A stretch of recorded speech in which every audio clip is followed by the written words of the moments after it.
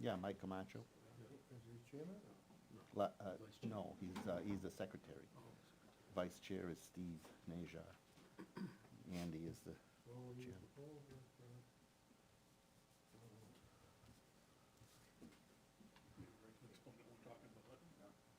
Probably. What did he say? Oh, yeah, I know what that is. He knows, I already talked to him. Okay. That was what I showed you earlier. It's fine, it's good news. I talked to Craig about it. I keep forgetting to do this myself, so if we could put that phone on mute, be great.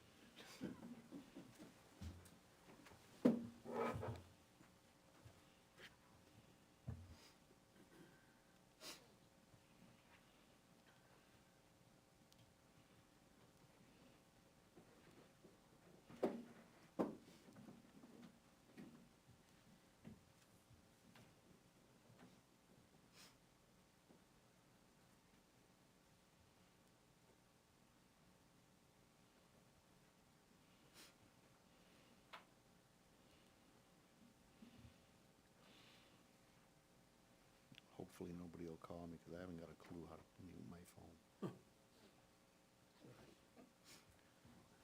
Just pound on it. Useless. Just open the window and throw it outside. Easy.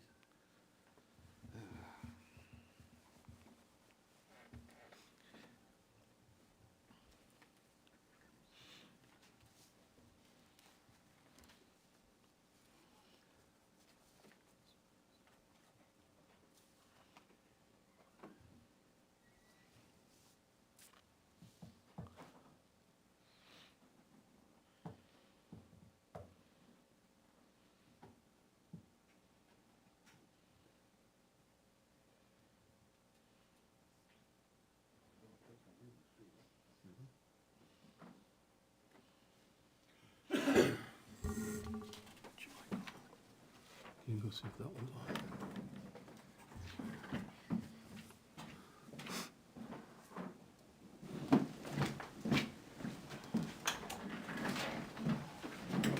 Welcome to the December 11th, 2025 Planning Board of Ware, New Hampshire. I'd like to invite you to stand for the Pledge of Allegiance. I pledge allegiance to the flag of the United States of America and to the republic for which it stands, one nation, under God, indivisible, with liberty and justice for all.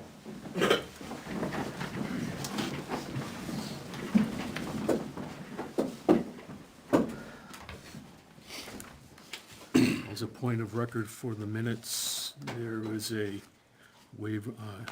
request for extension for the first item for AMS Properties to extend to January 22nd, 2026. And, I'll make that motion. okay. Bruce moved. Is there a second? Second. Oh, wait a minute. We have to back up.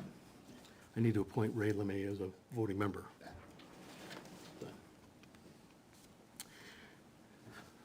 Moved and seconded. All in favor? Aye. We come to our next item of business as a conceptual for 217 Colby Road, tax map 412, lot 12. That's me. My name's Jeremy Dice. I'm, I guess, for this purposes, I'm the agent of Howard Kalugian. Okay. Let me ask just up front, are you recording, or is it just it's recording and everything? Okay, just making sure. I want to make sure I can take recording back to my kids and show them what I do all day, that kind of thing. I'm kidding. We'll be on YouTube. Oh, good, even better. That's where my kids are too. I'm Jeremy Dice. I represent Howard Kalugian as his attorney, but I wanted to have a conversation here. As you know, we've been in some disagreement with the town of Ware for the past about 2 years now, and my hope is that we can bring that to a quick resolution this evening. I got basically 3 points to discuss with you, and then I'm just happy to have a conversation. This is not lecture style, I hope. It's just simply having a conversation about where things might go. Number one, Howard has chosen to plant a church using his home, which is not inconsistent with how many churches have started across this country. In fact, you go back in the history of Christianity, you'll find lots of churches meeting in lots of different places, but most often inside of homes. And it's very common for those homes to start churches in them, and then as they get bigger and exceed the boundaries of one room, they move to another room and move to bigger rooms, and eventually they become of a sustaining size that they can move out of the home and move into their own room. And that's sort of what has happened with Howard. They started in their family room as Grace New England Church. They started taking over the kitchen as a part of that as well. And they looked around the rest of the property and saw this barn out back, a few steps away from his back door, and said, that's a better spot for us to meet. Let's try to meet over there. And so they went to the biggest room in his house, which happens to be the barn, and that's where they have been meeting ever since.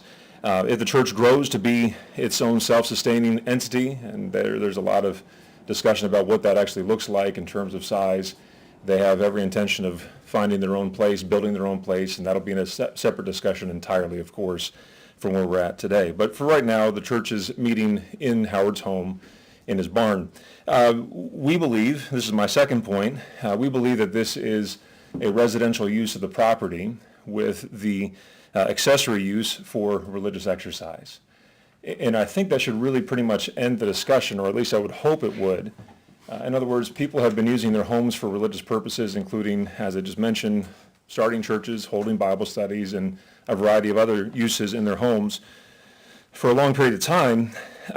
It's a residential property as zoned, and they are just simply using as within the accessory use of that property, the barn for religious exercise. And so it may, this is why we responded back in 2023 to the cease and desist letter from the town of Ware when it alleged that Howard changed the use of his property. We basically said that's not true. We don't believe we have changed the property use.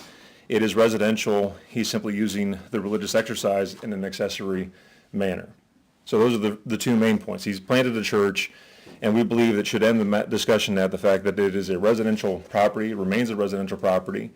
The fact that they have religious gatherings there really is of no moment. That happens the world over. But I recognize that the area of disagreement comes in that there is at least a contention that Howard has changed the use of his property. And I don't think that is true. We believe, as I said, this is a residential property with an accessory use of religious exercise. But even if it is, and the board believes that he has changed the use, it really comes then down to two things for this board to consider. Number one, and what we're asking for, is that the board would simply waive any site plan requirements that are required of Howard to be consistent with the zoning code of the town of Ware. And number two, even in doing so, you have to limit your inquiry over the religious use of this property to 6, and I'm quoting now from the statute, definite and objective criteria that you can review this property in terms of its change of use and its use for religious property. Now, what you'll find out as we have this discussion, none of those 6 criteria, I don't believe, apply to Howard's situation. And of course, the statute I'm talking about is 67476, RSA 67476, and there are 6 criteria listed within that: the height of the structures, the yard size, the lot area, setbacks, open space, building coverage requirements. Those are the 6 areas that you are permissibly allowed to review a property primarily used for religious worship, as long as all those requirements, and this is again from the statute, as long as said requirements are applicable, but none of them here are applicable to the current situation that Howard finds himself in. But in any event, even if the property is found to be in a change of use status, therefore it is a place of assembly, I guess is what the town of Ware has asserted it is. If it is still being primarily used, at least the barn portion is, primarily used for religious purposes, though we don't think it has been. According to the statute, the board cannot, and I'm quoting again, prohibit, regulate, or restrict its use except for these 6 different criteria, which, again, we don't believe can apply to this situation. So Howard has planted a church. We believe it is a residential use, but even if it is not a residential use, and in fact there's been a change in use, that change is bringing with it the requirements that this board comply with 67476 and have to follow the definite and objective criteria that are listed in there, none of which apply, and we should be able to move on. So here's my specific requests. Number one, I'd like for this board to please waive any site plan review requirements for the religious use of Howard's barn. Secondly, it would be, I think, helpful if this board would affirm that Howard may use his barn for incidental or accessory religious exercise. And I'm referencing that because there's been a back and forth, a bit of an open question about whether that cease and desist letter from 2023 was in fact withdrawn fully. I think it's certainly been suspended, but I thought it would be helpful if this board could just simply clarify that that has been rescinded and affirm his right to be able to use his barn for religious purposes as an accessory use to his residential property. So those are my two requests. Waive the site plan review requirements for the religious use of Howard's barn and affirm the residential use that includes the accessory use for religious exercise. That's my prepared as it is remarks. I'm more than happy to stop lecturing and start discussing.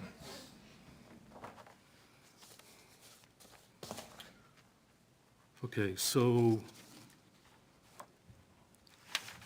within the confines of our conceptual understanding today, we find ourselves not being able to waive those things today. They can only be waived when they are brought before us with a either a change of use application or a site plan application. In both of those instances, the abutters would need to be identified and notified so that they would be aware of what's transpiring in this situation. We don't have the power to waive in this meeting today. Secondly, the rescinding of that order is not within our purview. That's within the purview of the code enforcement officer or office or land use department. And that would go to them, not to us pertaining to that.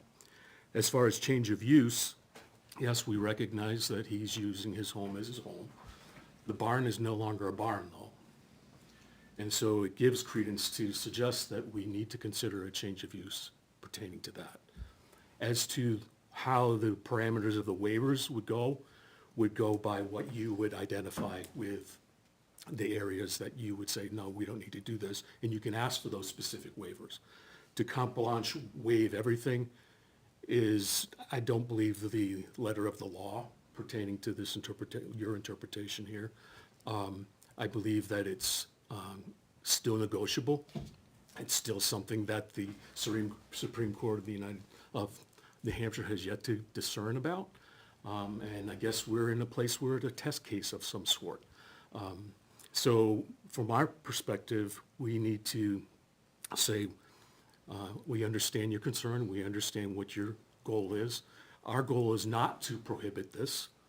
Our goal is to work within the means by which we have organized ourselves as a community so that we're, number one, safeguarding the church there, safeguarding his neighbors, and safeguarding our community so that everybody understands what's happening, as opposed to something just jumping in on us and saying, oh, what happened? How did that happen? And those types of things, so that we're policing ourselves properly. Not to prohibit, but for accountability, for safety, et cetera. Those types of things need to be brought forth before us. Now, I'm not saying that our process, which deals with the site plan, which you've read, I assume, those regulations need to be explored, and there is within the confines of the application to say these need to be waived. And that can happen, but we can't formally do that today. Second point of insight and understanding would be there's still some codes that go beyond us as a zoning board or planning board that are not within our purview, like fire safety, proper inspection pertaining to a meeting place, et cetera. Those things are all on the fire department, which we would advise in any type of conceptual setting like this to encourage that conversation to happen.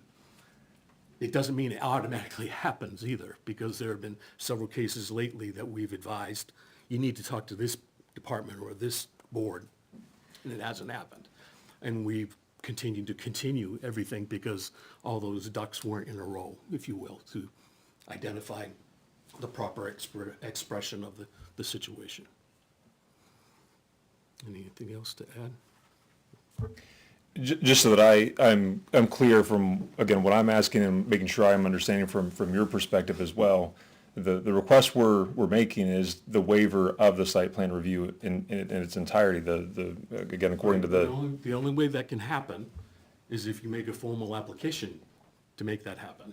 okay, To just have a verbal conversation like this would suggest that you could have just done it in the land use department at the office that day. But there isn't any mechanism for that to happen. There has to be publicly noted.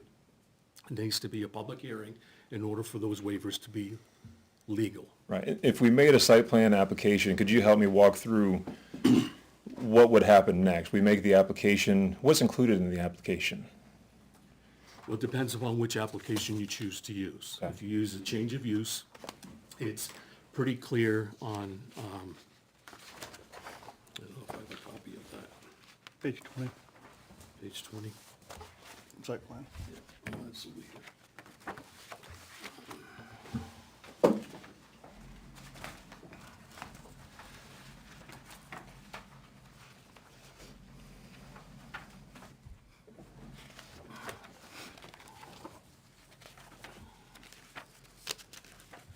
Pastor Bill, Yes, sir. page 32 of the site plan regs. Yes. So you have a copy of? I think I do. Let me make sure I have the same one, but I'm happy to listen to it as well.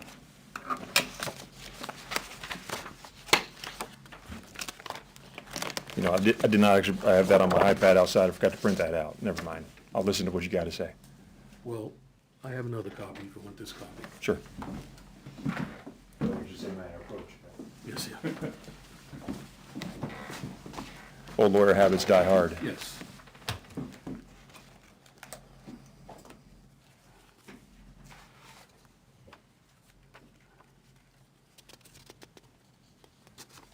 Get the right thing.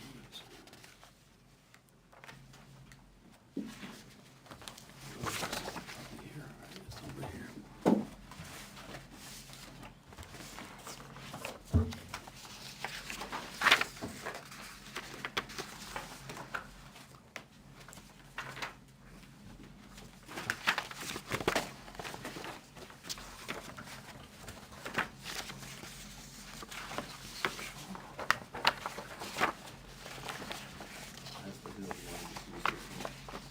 Yeah. I got it right here.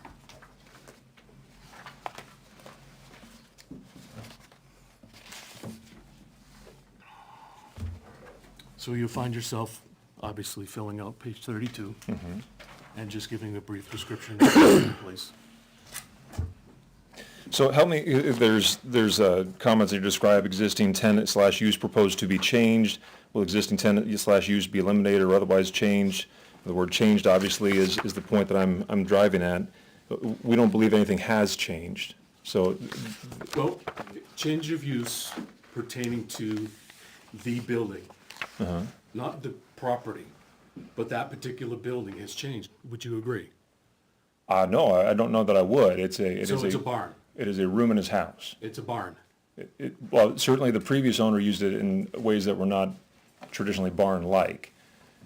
It was a party barn, it was a wood shop at one point, I believe, so it has certainly been a continued use of an extension of one's home. Okay, so as a church gathered, duly noted with the state of New Hampshire, it's no longer his home in that particular case because it's operating as a church. Okay, Not so, as an accessory to his home, primarily because he's registered with the state. If he continued to have meetings without that registration, all right, so it would if be he within had, that accessory use of his home.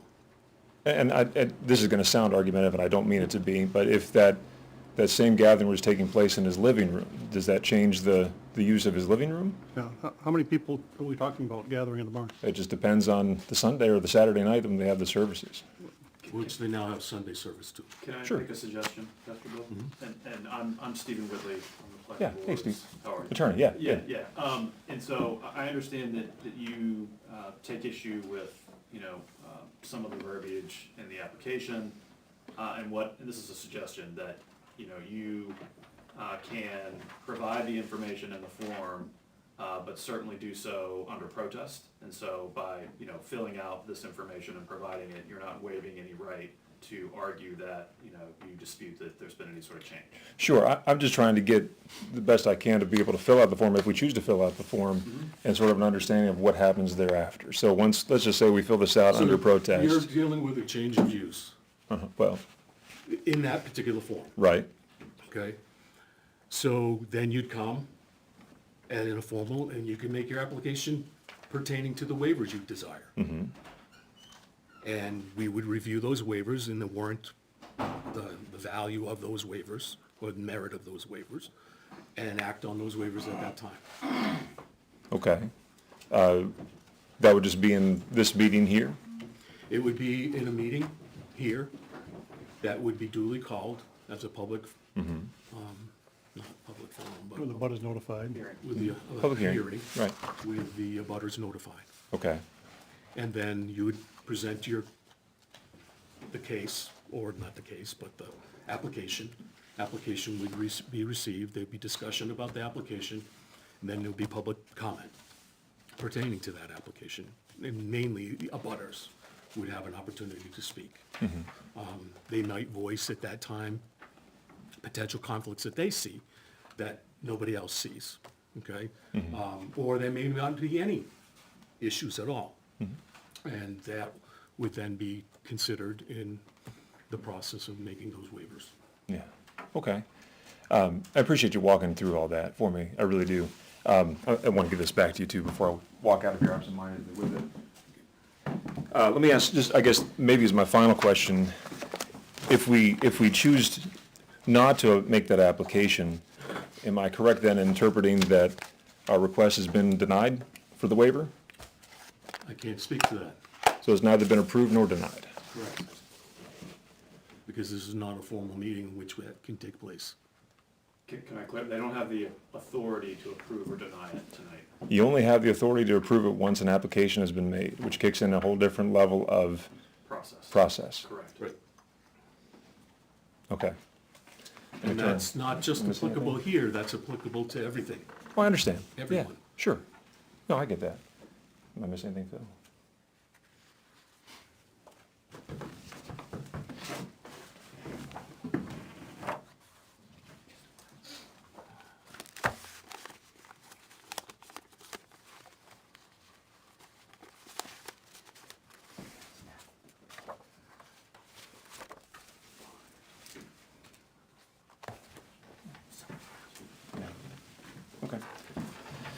Okay. With regard to 67476, and perhaps you don't know the answer, but I certainly don't. Who at the town of Ware would be the proper authority to make the decision on those criteria? Whether or not that statute applies, what you have to follow? Is it the board? Is it the So- selectmen? If we were in a situation where you're building a brand-new building on a brand-new piece of property, everything that goes with the zoning applies. You're not exempt from anything pertaining to those. Not exempt from any waivers pertaining to those. Can you appeal those or argue those? Yes, you may. But it would still fall into the same sphere of process where we go from conceptual, some don't come for a conceptual, they go right to a design review because they're further down the road. Or they may not even do conceptual or design review and might go directly to site review or to change of use, as an example, to say now we're changing the use from this to this. My church went through that process. We had a building that was once a former garage, and we converted it into a ministry building, which we're actively using. But the process that we went through was change of use. It wasn't our primary worship setting. It's a subsidy, that's not the word. Supplementary, I guess is a better word, or way of using this property to our advantage, not our advantage in the sense of power, but an advantage of properly using the property for God's use.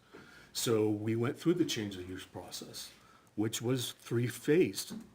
Initial meeting, a site walk, and a final meeting. And it took about a month and a half, and we were all gangbusters going. And then COVID hit, and everything stopped. But we still went through the process of our change of use. Right. And I think 67476 came in after COVID, if I remember correctly from its appointment. Right, but what is the spirit of this law? Well, I mean, Can it's, I just add to what Pastor Bill was saying and maybe address your question? So the planning board, the power that they have to conduct site review is statutory. It comes from state statute. Obviously, this is also a state statute, and it talks about site plan review specifically. it does. So, you know, if you guys if you choose to submit an actual application and seek the waivers that you've described, this statute is one of the things that the planning board would need to comply with. Okay. So would you take the position then that the site plan application that I was handed is separate from the site plan review regulation? No, it's a part of the site. It's a plan. part of the site plan review. So the site plan application is a part of the site plan review regulation. Yeah. Is that your understanding as well? Yes. Okay. It's an appendix to the site plan review regulation. Right, so the site plan review regulation, I'm sorry, let me say that, the site plan review application that you handed me is an appendix to the site plan review regulation. Correct. All right, so in order to have a final decision, you have to go through the site plan review application, which is a part of the site plan review regulation. Is that right? Correct. All right, Otherwise, we can't waive anything. okay. Any other questions from the rest of the board members? I had one, maybe an observation. 674-76 would apply if the buildings were used primarily for religious purposes. Right. And that's what your contention is. Well, no, our contention is that it is residential use, but assuming that it is a change of use regulation, then that portion of the property is primarily used for religious purposes, yes. Can I add, I think we need also to clarify the fact that we're not talking about the issue of permitted uses. We're not prohibiting any permitted use. To have a church on your property is in a residential area is a permitted use. We're not saying you can't do that. But that was the thrust of the cease and desist. Well, don't recall the verbiage pertaining to that. Well, the word cease and desist were part of And that. the reasoning why. Yeah, because there's a change of use, yeah. To a place of assembly, Right. yeah. So when you make that change of use, a place of assembly, whether it's a church or a meeting place or whatever, you now open yourself up for other issues that are beyond zoning, like I've already mentioned, like fire safety. Oh, sure, et cetera. yeah. Those can all certainly be enforced even beyond 67476, but, right. Okay. All right, well, any other questions? I'll be glad to head on back. All right, thank you very much for your time. And you won't see me as rude if I head back to my hotel in Boston. I've been up for a few hours today.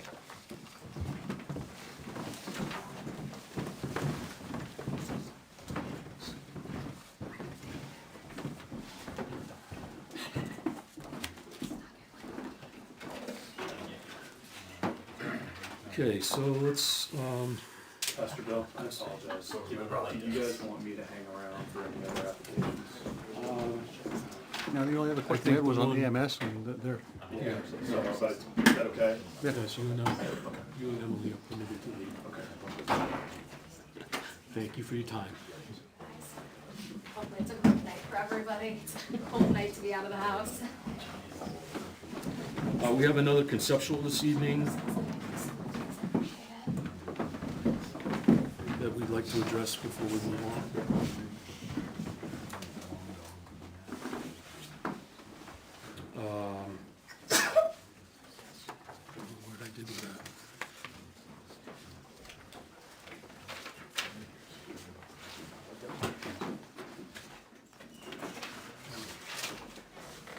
one is not on the agenda. No. Thibodeau, Tebow? Tebow. Oh, okay. Right up. You got it right here. It's on two.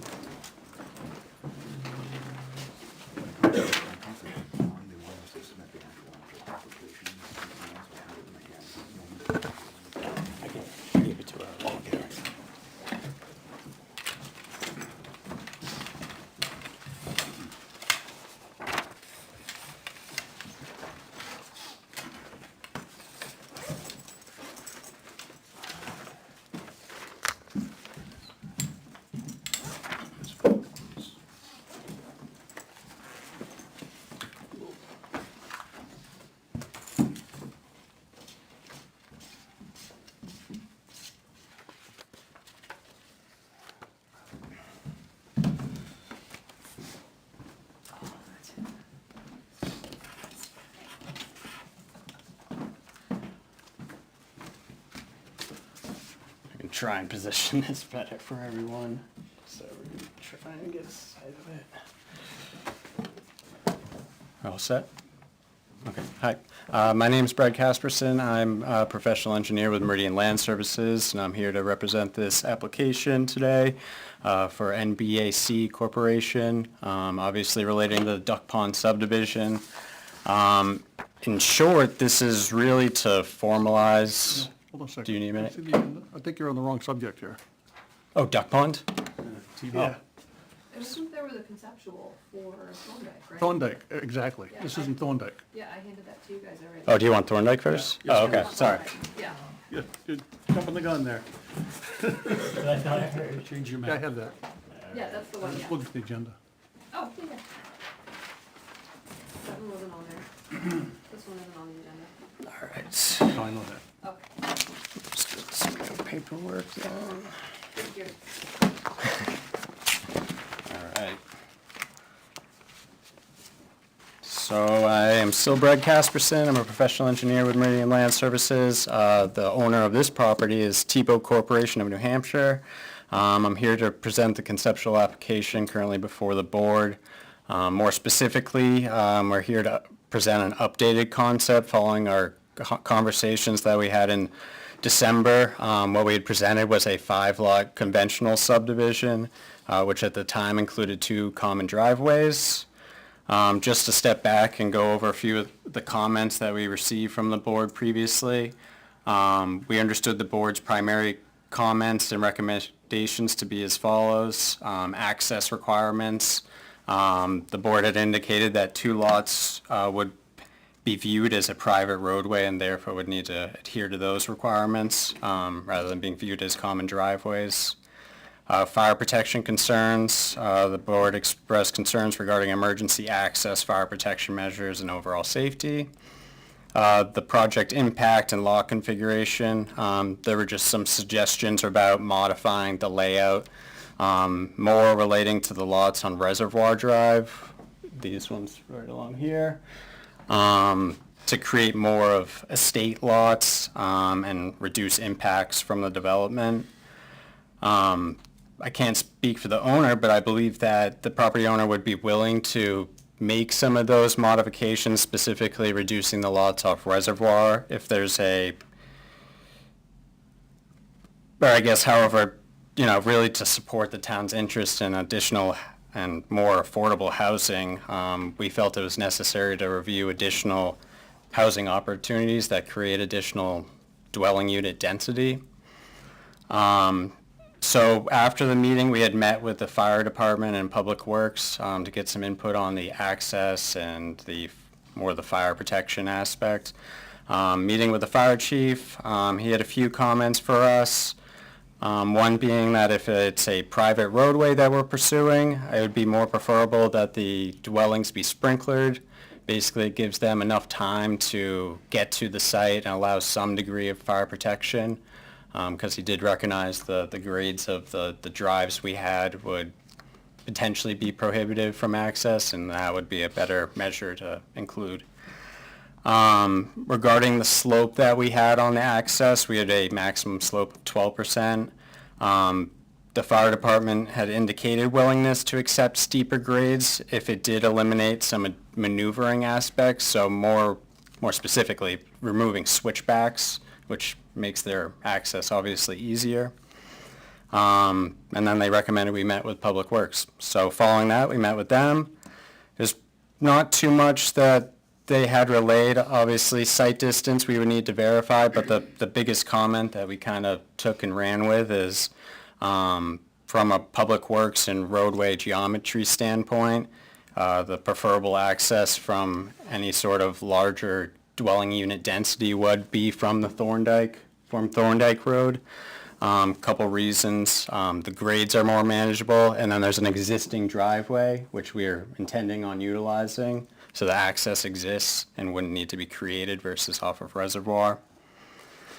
So with all those comments from the board and Public Works, Fire Department, while still trying to think about how we can create additional housing, we developed this concept, which was more, in short, basically we took the lower lot that we had as a single residential lot and reviewed the town's multifamily requirements and applied them to what we believe are the applicable requirements. In short, what we're showing here is a common driveway shared with abutting lot 201-117, a 2 8-unit multifamily residential building, so 16 units total are being shown here.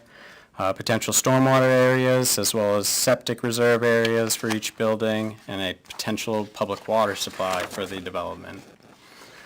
One thing that I guess we wanted to make clear is, we're using a lot of publicly available or reference information, so there's no real field work that supports a lot of the information that's here. However, we believe it's relatively accurate.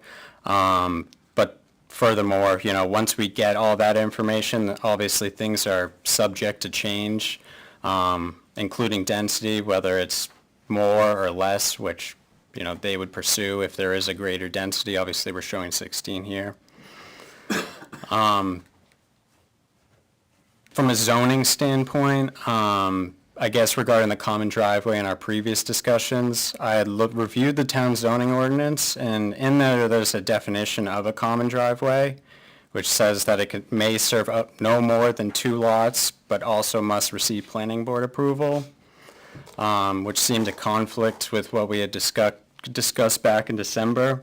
So that's probably one of the bigger things that we're, seeking clarification on tonight, as well as, the housing development types. For this development, it would require a few variances. One for the use, multifamily is not allowed in this zone, which is rural agricultural. Building separation, I can flip to our detailed view, which shows it better. We have a 38.2 foot building separation where 100 feet is required per the regulations. When we had talked with the fire department, they didn't really have a definitive building separation from a fire protection standpoint. However, these buildings would be sprinklered, so I guess that's kind of one of our items that we were hoping to discuss as well. And then lastly, the last variance would be the 100-foot buffer strip that's required for all abutting residential properties. Basically, the areas of encroachment are grading, and then there is a leach field that we have. Again, all this is preliminary. What we were thinking was for the areas of grading that it could be replanted to reestablish the buffer that's required. However, the leach field cannot be planted on just for it to function properly, so that's where the variance is ultimately coming into play. And I guess our reasoning for coming back to you now, obviously this is a larger tract of land in town with a few different development potential opportunities and routes. The owner and we are really just trying to understand which options are open for consideration, and really just trying to move forward and create additional housing in town, which seems like is a need.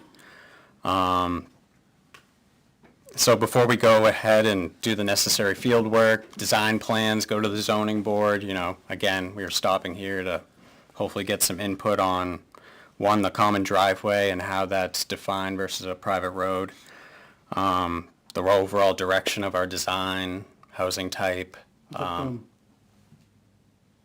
density. driveway in the multifamily, it says right on there. Internal roads or streets serving the multifamily structure shall be built to state of New Hampshire and town of Ware specifications. Right. So that Or we- driveway needs to be built like a town road. Well, it's saying my understanding was if a street's serving it, then the street needs to adhere to town standards, where if there's two lots, one being the housing for multifamily housing and one being the abutter, then it would still fall under the criteria of a common driveway. And I guess that's where, You don't think that's an internal road serving the multifamily structure? no? I'm the director of real estate. My name's Justin Dufo for Tebow Corporation in New England. And that was what I took away with the same dialogue that we had with Jason, was that exactly what Bradley just said.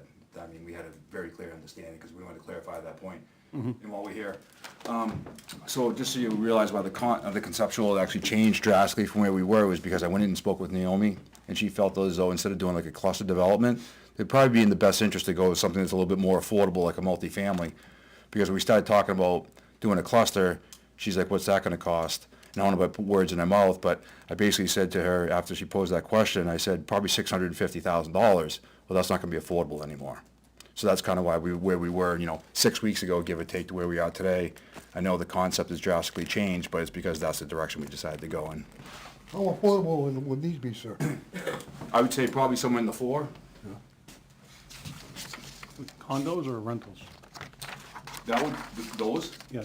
that would be, what was the question again? Would you make them condos or rentals? We haven't actually discussed that, but I probably think condos, to be honest with you. Some sort of townhouse is what we're talking about, or maybe even potentially condexes. I mean, we kind of just were kicking it around with her to get her input to see exactly what what the desire and the demand was for the town. On that existing driveway, there's already a variance for crossing that wetland? Oh, good point. So yeah, that will need to be obviously added to the relief that we would need to get for it. I'm not sure of the status and when it was made and what what it And went that through. continues on through your property up to the other property, correct? Yep. Which the owner has a deed over that property that allows them to Right. modify So it. have And you spoken with them? No, not as of yet. The only conversations that we had was, as Bradley said, was with the chief, fire chief, deputy fire chief, the road agent Jason, and then Naomi. In your application, it talks about affordable housing, 55-plus community. Is that a given, or is that still conceptual? I think it was more just like options. And also multifamily is on there too, because I think that was just, I have a different one, but. Yeah, cluster with open space, it says. Yeah, and then there was also on there, there was an updated one that I don't think you have, but I have in my bag if you'd like it. It just also said this basically, we're throwing everything against the fan just to see what you guys are open to. All residential types.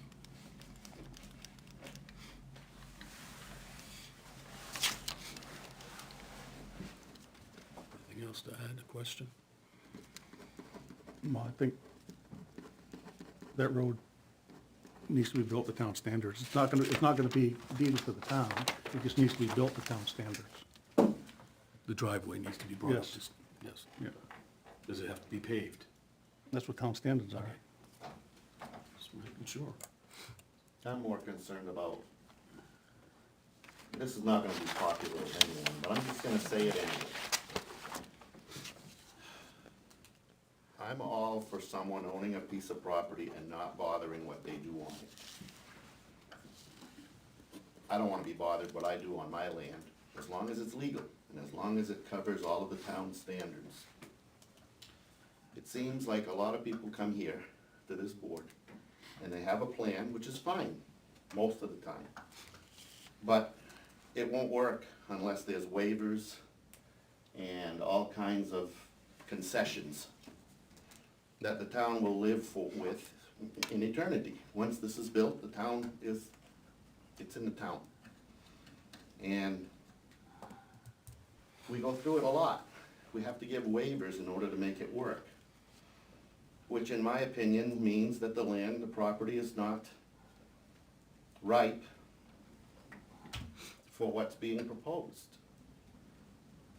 If the property was a little different, if there was no brook there, or wetland, or whatever, or slopes, or hills, you could probably space your buildings further apart, you wouldn't need a waiver for that.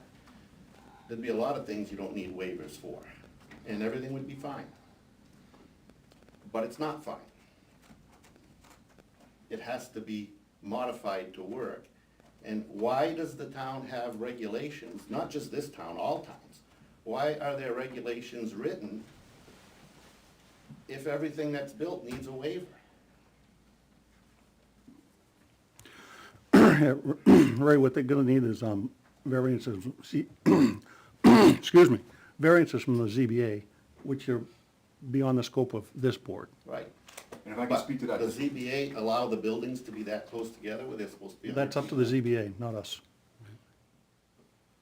And we haven't talked about the wetland setbacks. That's up to the ZBA, not us. The ZBA does all that. Okay. That's just my opinion. I don't wanna be a Yeah, troublemaker. so, yeah, I'm just saying, you know where I live, you know what I do there, and I get very offended if somebody comes along and says, oh, you shouldn't be doing that there. I'll fight like crazy. But everything I'm doing so far is within, I don't need waivers. That's all I'm saying. Yep. It's just an opinion, because it's not just you, it seems like everything that we're approached with requires a number of concessions in order to make it work. Which means the property isn't ripe for making that particular thing work, that's all. No, I agree with that, and I respect that. The only thing I was gonna say with that is that, as I said, I did meet with the people in town, and it was brought to my attention that there's slopes with waivers that are almost 50% grander than what we're proposing. Yes. And not just one, but multiple. Many. Right, And upwards that's the of thing. 17 to 18%, I was told. Yeah. So what I'm saying is that if it's a level playing field like it's supposed to be, and I respect your point immensely, I get it. Yeah. But at the same time, it's supposed to be a level playing field, just so we're all on the same page. So you can't go in and say, John, it's okay, but Amy, it's not. Right. And so that, what I'm trying to get at is that whatever the precedent is, and whatever you say, the precedent is, it has to be said. But, you know, when you hear the people are saying the alternative is these clusters, and when you wanna go up and put a $1.2 million house sitting on top of the hill, okay, but that's not gonna be what the public needs, that's not what the demand is out there. So, I mean, I understand 100% what you say, but there's gotta be some sort of middle ground to just say, where's the happy mean between where we are as developers in the town? And then, and furthermore, the reason why we went in there was that, again, after what, what happened, like with Duck Pond, and we had to go through some loopholes, and obviously, we're gonna be talking about that here shortly, but we made some concessions on that, and we worked it all out, and I think it was great, but our consensus was, as a team, and Mr. Tebow is the owner, who I report to directly, we thought that it would make more sense just to say, why would we want to go and muddy the waters on the other side and go through reservoir, and then you're gonna have all the runoff going down there, and no matter even how much we mitigate it, with drainage and everything else, you're gonna get those, 2-hour flash floods, and it's gonna happen, and everyone's gonna come looking back at us. So that's why we kinda went in this direction, just to clarify that point. yeah, thank you. You're welcome.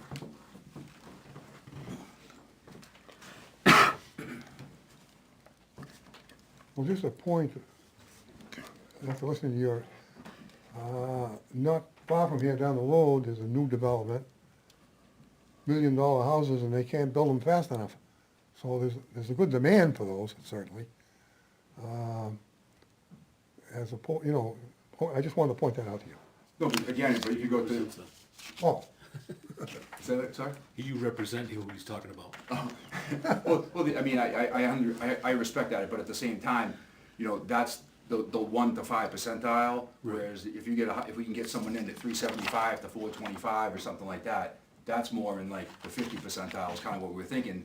And again, as we were saying, we all know, we've talked about it before, July of next year, the state is in the process of adopting the laws for Kelly Ayotte. So, but then it's gonna go back to the town for their, input, and basically for them to vote on how they wanna proceed. So it's gonna be on a town-to-town basis, but if we're gonna try to work in harmony, we thought that this would make much more sense than putting 5 $1.5 million sitting on top of a hill. It's gonna bring in, yes, it's gonna bring in more people, but it's more practical at the end of the day. Yeah, but the town would be better off with the 1.5 million. So you're not doing the town any favors. Depends on what vantage point you look at, but I get that. That's with one house, though. We're talking about 16 units here, Right, well, if we which is built probably more money than that. four $2 million ones, will be the Right. same dough. Yeah.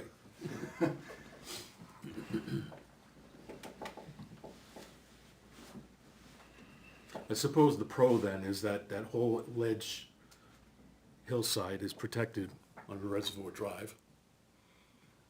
There's not gonna be any water coming down there, because they're not coming close to that. If to do that, you do a lot merger, it'd be just one big lot, right? Well, we modified only this lot because we really weren't sure how this was gonna go and what density really works for them, but, you know, if there's a number that can be achieved here and works for them, then yes, absolutely, I think there's a middle ground. Because we've got, each unit has to meet our lot sizing chart. There's a, And so that's, each unit would basically need one, like, we'd basically need to take out 16 lots for 16 units area-wise, Right. based on soil-based lot size. Yep. Okay. Plus you need to have your open space. Which I didn't, that was one No, question I it's- had, I didn't see no anything. open space if it's multifamily. No? Okay. Yeah, is there no open space If requirement? it's a cluster development, you got open space, but if it's a multifamily, Yeah, just the purpose and intent, it says to preserve open space, so I guess I just You wasn't must too have sure. open space there, right? well, they will, because they have to have like an acre and a quarter, an acre and a half per unit by the lot sizing chart. You have more open space than a cluster would have, Yeah, would, Yeah. actually. yeah, a lot more. Yeah. But we thought that would be like in, you know, the theme of what the town would be looking for, is because ultimately at the end of the day, you know, the conservation, everyone else would be on board with that, I would think. No, they won't be on board with it. As long as they don't Yeah, have to. so, yeah, that's another point. If it was gonna be a cluster house and with open space, conservation doesn't wanna be responsible for the property. Yeah, but that's not the case with multifamily. Right. Yeah, multifamily's different. So you're saying Conscom wouldn't want the open space law to them, it'd be like under an HOA or They don't have to something? monitor open space. Okay. All right.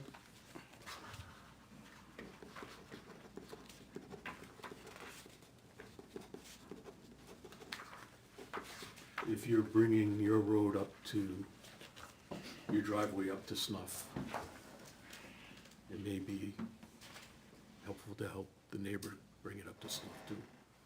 You're talking about this one right here? And that's one reason, you know, we are also The one going that's down. using your driveway. Oh, Yeah, but true. his part doesn't have to be brought up to road I standards. know, but it'd be nice if you did that. And one thing that, you know, we were really trying to It's a avoid concept. that's related to this is, you know, if you upgrade it to a road, then you're creating right of way, and whether that creates a non-conforming lot over here. No, you're not creating right away, it's just the road has to be up to road standards. It's not How's considered it a like a road parking and not lot, a road? though, Bruce.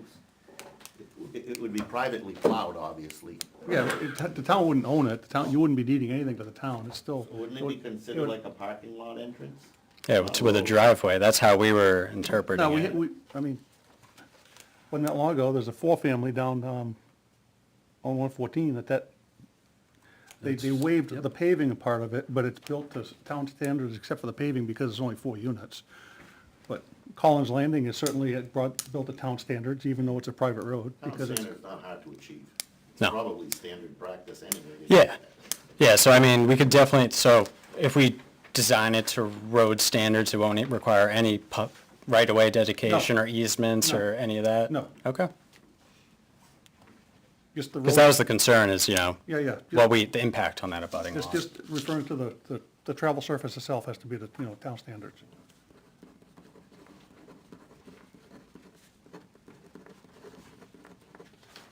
If you get that many people living down there, you're gonna be cars passing each other Yeah, I on a steady mean, basis, yep. It's most likely, it's just the width and the thickness of the gravel. you probably do it automatically anyway. Mhm. Just, it's not a big deal. Yeah. And I mean, just to throw some stuff out there, you know, obviously it sounds like there's, with the amount of relief required, it sounds like that may not be fully supported. I guess while we're talking about the private road and common driveway, obviously it sounds like town standards for the access to the multifamily, but let's say we had these two lots still in here, could a common driveway access both of these? For two lots, yes. Okay, all right. Which I guess I wanted Yes, I to think that's what- clarify. The last time you were here, there were 3 lots to that. There was. One driveway, so the 3 lots makes it a private road. Okay, perfect, all right. Got And I that. think I suggested just dividing up those and make one driveway, and then you were covered. Okay. Would having those two lots become separate impact the acreage for what's required for the units? No, that would have to be the same regardless, because that's based on the number of units, that's based on the 16 units. Right. They'd need 25 acres? a big enough, I'm just looking for the chart, I can't, Yeah, so I mean, we're gonna have to follow the soil-based lot sizing, that's obviously. exactly right. And I guess while we're talking about that, is that in zoning or subdivision? Is it zoning? Has any, I thought so. the lot sizes are almost triple what the states are. Is there a reason why or that you're aware of? No, Okay. Well, the new state standards are going to impact. there it is right there. The vision of rural should be, it's gonna make the lots a lot smaller, so now you're becoming more city Zoning. suburban. But right now, we're trying to keep it rural, private, you don't wanna see the neighbor's house from your house. Okay, so it's been like retrofitted to fit a rural, But with the new state laws they're proposing, we may not be able to do that anymore. You know, if it's a. yeah. if Well, I it's- mean, it's been cut in half anyway. We used to do individual houses. Now you can put an ADU, so you can have 2 houses on every lot, any lot. So, But this was a D slope, group D, class 3 soil, and it's like 116,000 square feet. C slope is 107 for group 3. So definitely, yeah, it'd be I mean, maybe better draining, but yeah, somewhere around there probably. So you need, it's a little over 2 acres per lot, right? So you need 32 acres for 16 units. you have to throw a road and a couple other things in. Yeah, don't come out of it though. It's the total area, acreage, you don't take anything out. It's not a public road, the road area is not coming out of it. Yeah, so that consumes up the whole property. Yeah, I mean, we'll obviously need to go through and do our own, soil-based lot sizing based on our septic guys and, they know all the soils and everything, so, What is the, I'm not familiar with that. I probably am, I went and looked at it, but I can't picture it. Is it flat or sloped? No, it's the property, it's very steep, It's sloped. yeah. on river, on, Well, portions of, This it side really is comes down really steep. yeah, up Thorndike, Reservoir, yeah. up Thorndike, it's relatively flat, and then there's like a toe of slope, that's where we're trying to put most of the units, but, there's like a drive cut up here, I mean, this is almost like a 4-to-1, 3-to-1 slope, Oh, and then, You know, when you go not up, as steep coming through here, but it does. when you go on up Reservoir there, Chuck, when it's real steep on your left, that's it. Well, I was gonna say, I know they've been looking for ball fields and such, but I guess they've not. That's not gonna be it. it. That's not it, unfortunately. Yeah, and it's unfortunate, it's 30 acres, obviously, they wanna use it residentially, and, it has its issues, which, we're trying to work around. The soils must be pretty good there. I mean, I know that the intent was to previously excavate it, so I would imagine it's, Across the street, like gravel pit, right? Yeah. yeah. Oh, yeah, true. So I would imagine it's pretty good material. Back in the old days, we'd be digging that up. It's more the slope than anything, but obviously, can move material and Did you rework find it. that chart, actually? Just out of Yeah, curiosity? page Okay, all right. 20 in No, zoning. yeah, I have it here in front of Yeah, me, that's yeah. why I was asking. Yeah.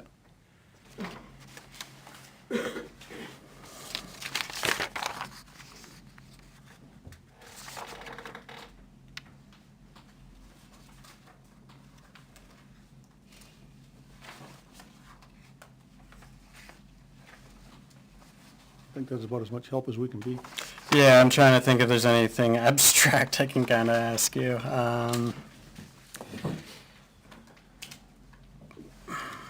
I don't have anything, I don't think. Do you have anything?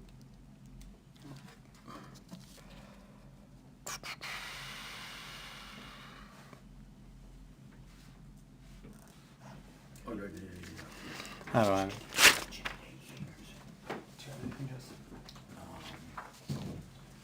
No, just I do have an updated application if you want. The only thing that was added to it was just I forgot to put in multifamily, so if you want me to add that to it, or you can. Yeah, no, this is- But, This one's okay. okay. Okay. Perfect. Appreciate it.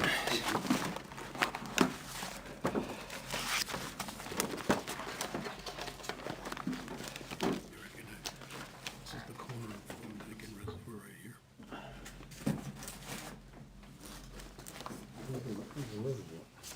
Reservoir's up here. Page Hill. Where's Reservoir Drive? Right here. Where's That's Page 114? Hill. Reservoir. Next on, for Duck Pond. Page Hill. No, Oh, okay. more, yeah. Okay, we have a voluntary merger for map 110, lot 103, map 110, lot 107. Oh, okay.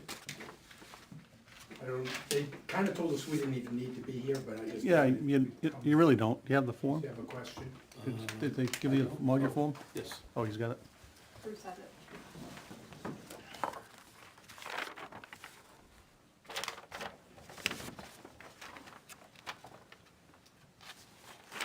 Bruce, I did find a map as well that shows the easements that you and I Yep. spoke about on the phone for the driveways for the other two lots. Okay, And then I'll give you a picture from the GIS. this one here?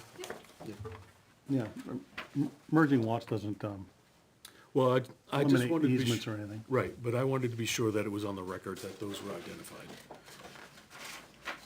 It really doesn't matter. I mean, if it's, Just dotting my i's. Yeah, Bruce, yeah. Just dotting my i's. I mean, they're eliminating a lot line. They're not changing any deed restrictions or anything else in the Correct. deed. And can that lot be designated 103? Will it still vote?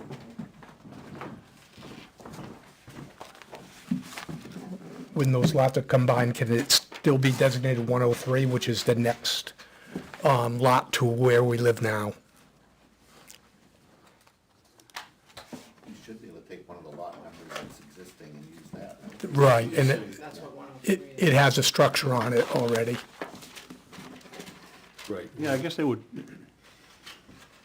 I mean, assessing does that, but I can't, we can request that they keep 103, since it has a structure on it, it Okay, makes sense that yeah, they keep that's, that one. yep, please, Eliminate the other one. to the state, and that's what we were gonna use is 103, because it's already an address. Yeah. Right. Yeah.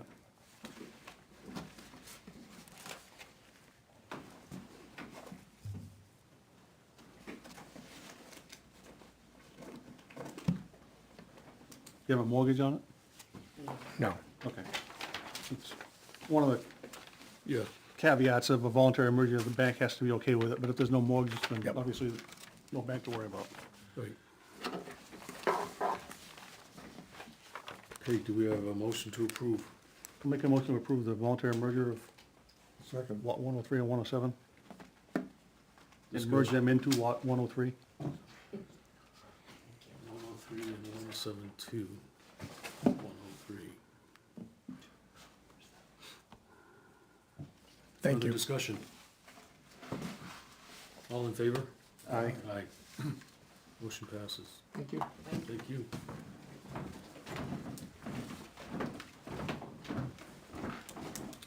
Now we have a lot line adjustment for tax map 406, lot 6511. He left? I'm out of here. Yeah, I was gonna say, go for it.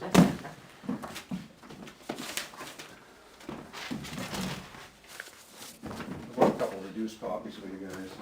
They're easier. Hand around anyway. We can look at the big one. Okay, take a look. All right. get the big color one. it a little bit. Either way. Want to show them the big one? No, this one's all right. Yeah, I have one dog. Oh, sure thing.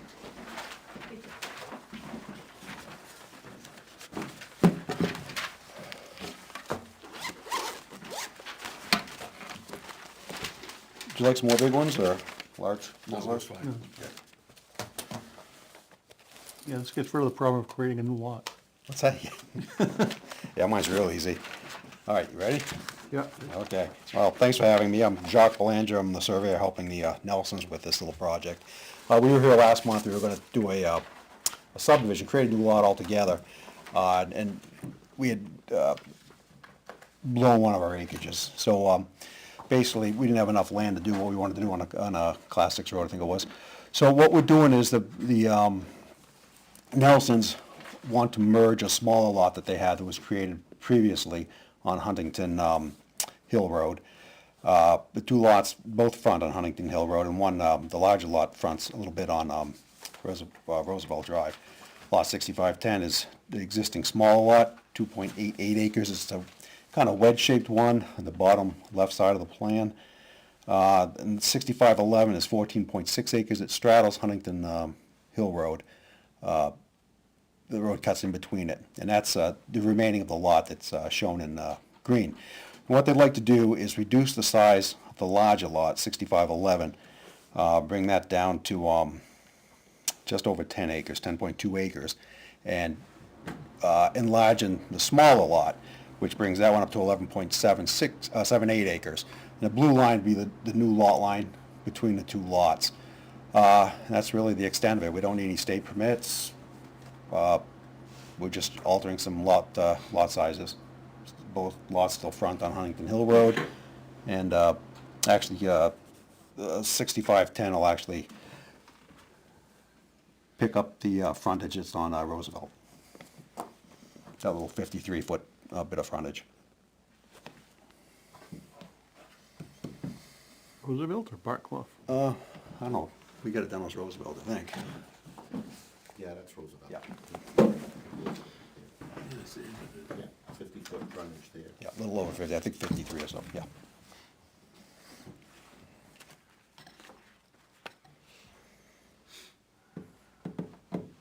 Looks nice. Oh, right off the end of Roosevelt. Yeah. Yeah, right off the end of Of it. the newest section. Yes.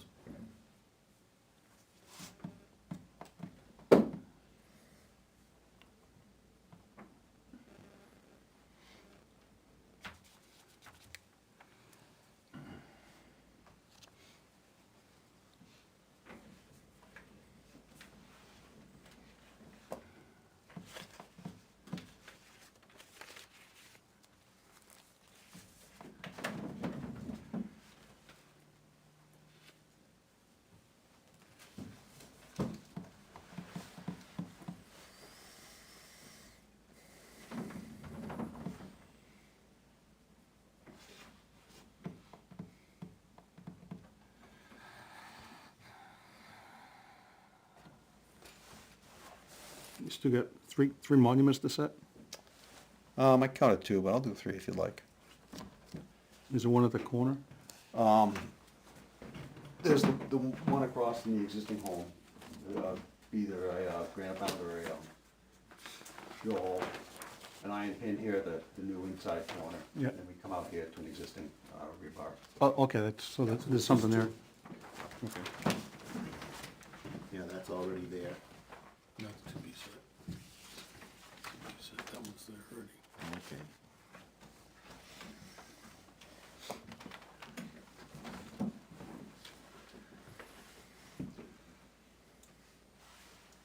Motion? Is this a new application? Yes, yeah, I think because last month it was a subdivision, we came back with a lot line adjustment, so it's a new application that came in. So we have to cut the application first, right? Yep. November 18th, lot line adjustment. What do you got for waivers? I don't believe Topo we have it. soils. What's that? So what do you got for waivers, topo soils? Well, we don't need them for a lot line adjustment.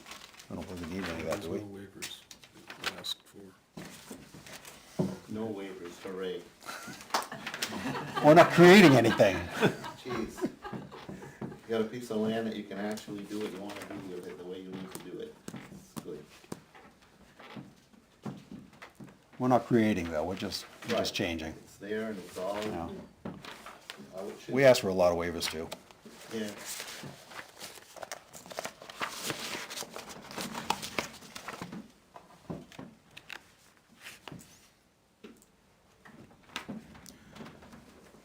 You wanna,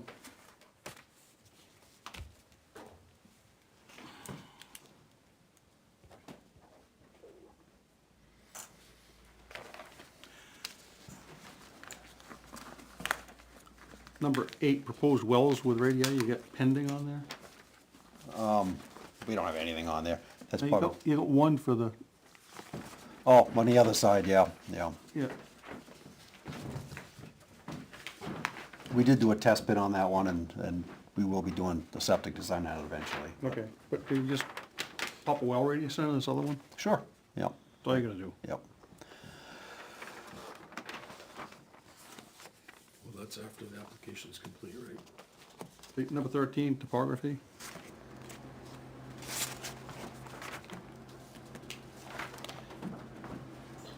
And 14, delineated wetlands.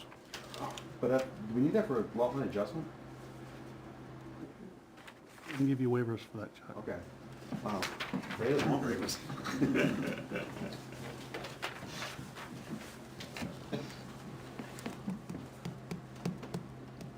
So what do you got for waivers, Bruce?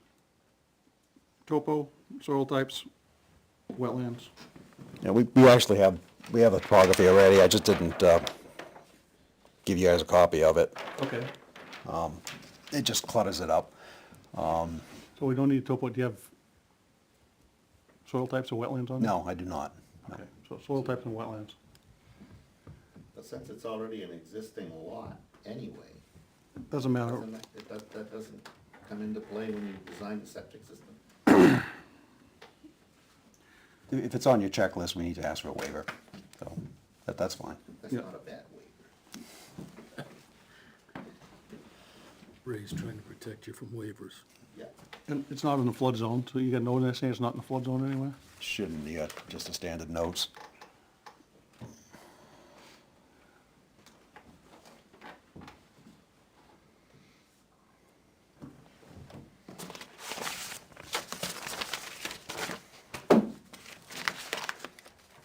Number 3.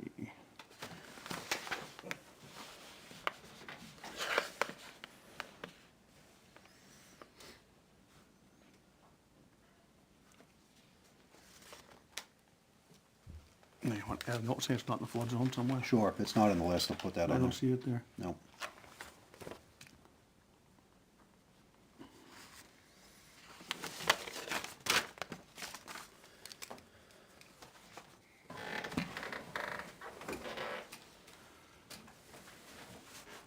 I'll make a motion, we grant waivers for soils and wetlands. Second. Discussion? All in favor? Aye. Aye. I'll make a motion, we accept the application as complete. Second.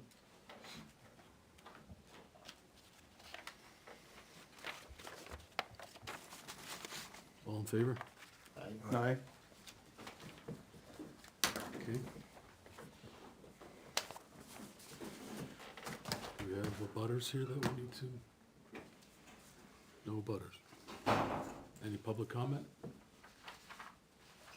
Seeing none. Close public comment. Further discussion?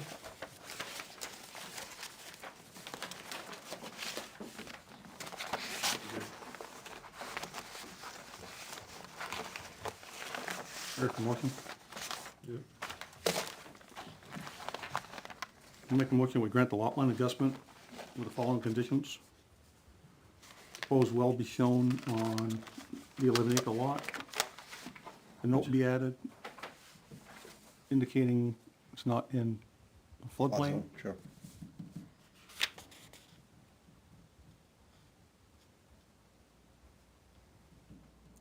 11 acre lot is 6510.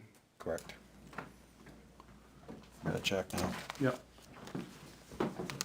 2 monuments to be set. and 2 monuments to be set prior to Mylar being recorded. Signed. Okay. That's the whole motion? That's it. Second. All right, thank you. We haven't voted yet. Oh, sorry. All in favor? Aye. I just want to get out of your way. Thanks.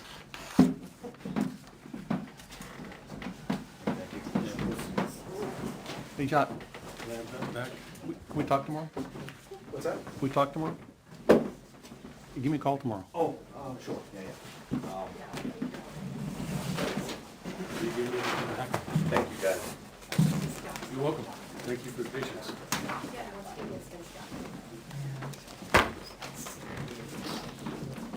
All right, so we have, Now you got the right board up there. I do. And there's no waivers, I promise.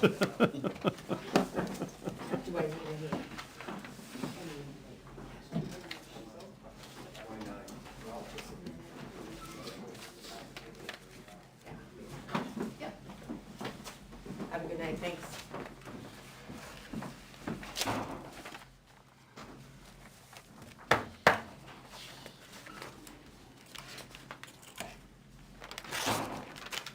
All right, well, I'll get started. Good evening, my name's Brad Casperson, professional engineer with Meridian Land Services. Go ahead. Yeah, hold on, we'll do the application first. Oh, yeah. sorry. No. This is I guess, a revised subdivision? Yeah, an amended subdivision plan. Application? Yeah, amended subdivision plan. Yep.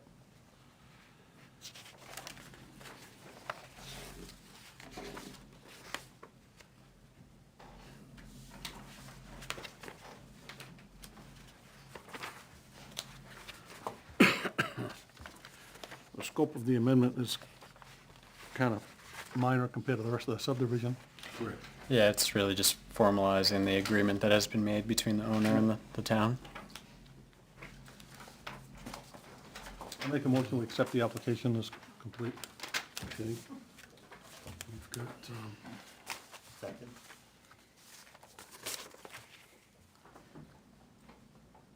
all in favor? Aye. See? Are you in or out? I said aye. Oh, okay.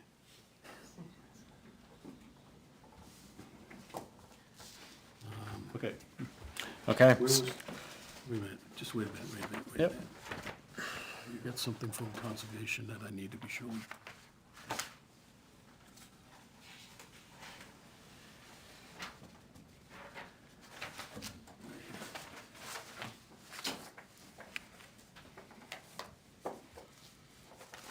There's very minor things to list on the plan before it's recorded, nothing, no Yeah. changes or anything, just Oh, okay. clarifications.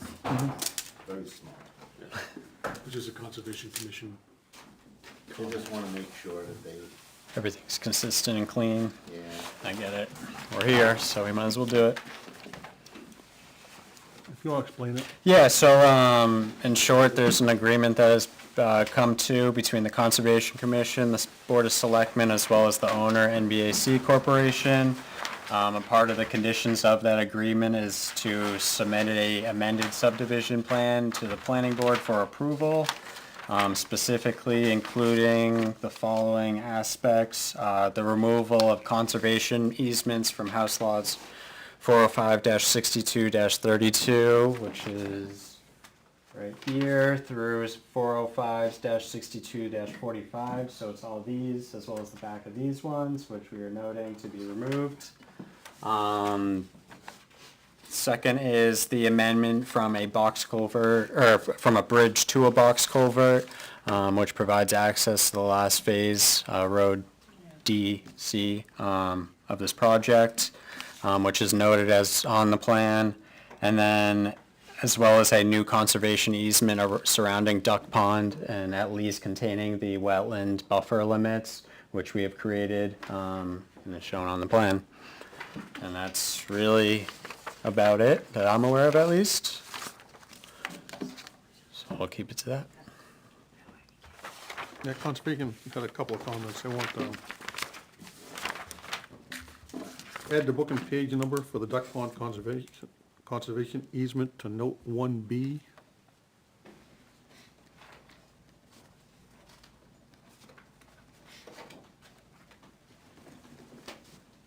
Say that again, Bruce?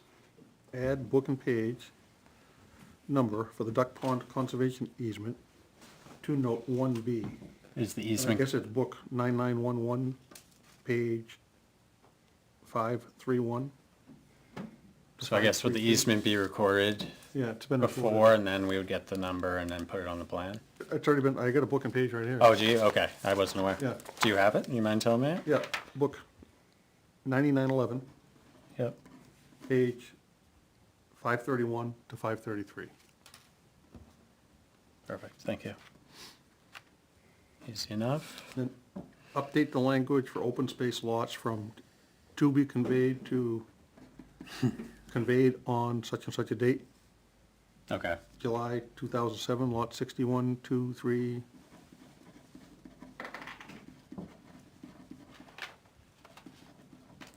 We had the same question on how it should be worded, so. Can you repeat that if you don't mind? Yeah, update the language for conservation space lots from to be conveyed to conveyed on the date in July of 2007. I don't know what the date is, that's blank here. Okay. For lot 61, 62, and 63. Mm-hmm.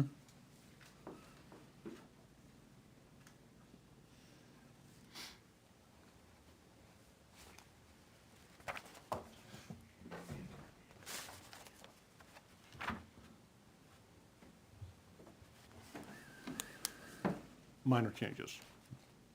Yeah, easy enough.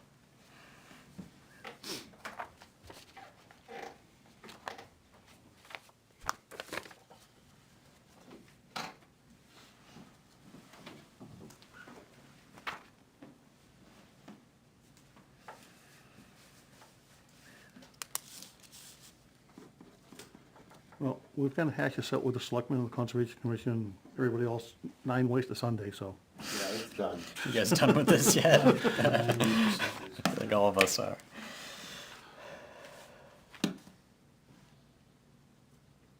This is, Okay, do we have any abutters? Would like to speak? I don't know what I am. Kind of a podium. I mean, you sent me a certified letter, so I figure I'd show up.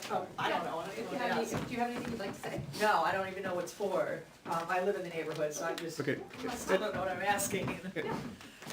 they're putting the culvert in down there now, as you've seen. Yeah, well, you can see everything was going, Yeah, so originally there was a bridge that's supposed to go in there. okay. Because I'm at 5 skis, so I'm a little right where townhouse is, so I guess I'm trying to figure out Yeah, so all, what's happening. So, Brad, can you show her where? Yeah. So, show you. you know, this is coming in, all this road network has been done, this is the crossing that we're Okay. talking about. When this was designed by the previous consulting firm, they had a bridge through here, which wasn't gonna work, so we just redesigned this as a box culvert. Okay. Which is the whole reason, kind of all this got spurred and we're here today. Okay, and then the additional, where's the commercial properties? So this is a commercial lot, I think there's. That's not why I moved here at all. It's been a commercial, that's not, there's no change to that. They just, the builder told us that nobody could build in front of there. Is that the only one? I'm in this area. I'm not, oh, there's another one right There's here. two, Yeah, there's there's two. two. Yeah, Just two. that one I'm not worried about, it's that one. Yeah, this is a commercial lot. Is it the whole up to the road? Yeah, I mean, there are easements over it, but yes, it does have commercial rights. But also setback too, there's gonna be some setback. Yeah, and then, you know, we just added an easement around Duck Pond, so that's protected, so, I mean, But commercial could mean anything, like a strip club or something, right? well, the town has defined uses in terms, so we can. Yeah, define the use. Yeah. Slope. Did you have any comments? Oh, she's from me. Okay. I'm from Rhode Island. And the Oh, thing, what the was thing you your might be name? interested in is now Duck Pond is all, What's your name? Oh, Denise, Kopko. Yeah, I was the first person that moved into that subdivision from Texas. But now Duck Pond is all covered under conservation easement and 100 feet around it. Yeah, when we moved, they said that it wasn't gonna have anything in front of us, and I knew the subdivision was coming, but not the rest. Well, if Justin put in like a Jersey Mike's or something there, I'm sure nobody would complain. Yeah, we would. Like a 5 ski tow, you said? I'm at 5 ski, yeah. Worth a shot. Sounds good, I'm getting hungry. Yeah, A liquor store maybe. There you go. that too, Jersey that'll Mike's, work. no. See, you got ideas now. Liquor store, anyone else? What do we got? Should we pull out this Jersey one? Mike's and liquor stores, we'll go back and tell Ernie that. Okay, so no other public comment, close public comment. Do a motion to approve? I'll make a motion, we approve the amended subdivision plan with the notes that we discussed earlier be added to the plan. Second. Chuck seconded. Chuck did? Did Chuck did? You second, Chuck? Yeah. Oh, good. Yeah, I know. So amended with no changes. Just those two changes that you had mentioned about the booking page and then about the Yeah, note conveyance 1B, language. Yep. open space lots conveyed statement, yep. Any further discussion? All in favor? Aye. Passes. Appreciate it. Have a good one. Thank you. Look us up in the living room. No, just looking at, Who's going this here?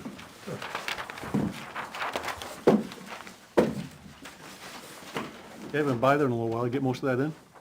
I haven't been by there in a while, I get most of that. Yeah, actually, they get it was to subgrade the last time I saw it, but I know they were gonna continue to do some work at some point, but I'm not exactly sure where they are with that. But it was a subgrade, they were backfilling it and everything else, they got inspected, so, Yep. it's moving along. But thank you.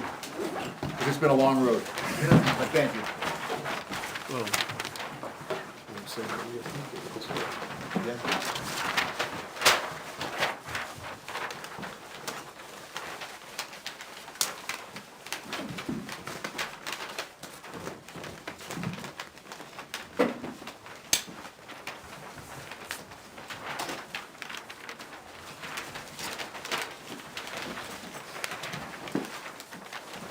All right, moving on.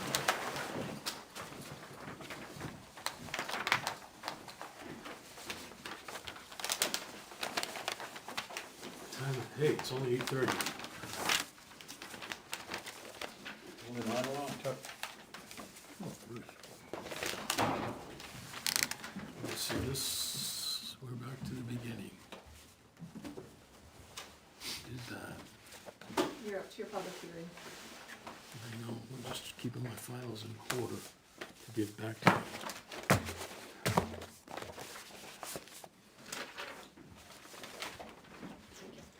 All right, so now we're on to the proposed,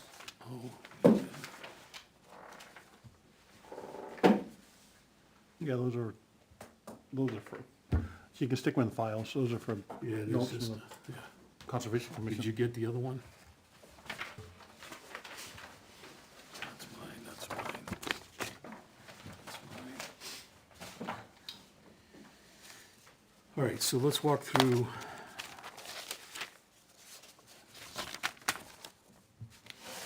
Do you have a copy of this?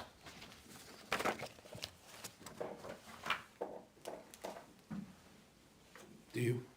No. You don't have a copy of the proposed zoning amendments? No, I don't. Do you? I don't think so. I think I do.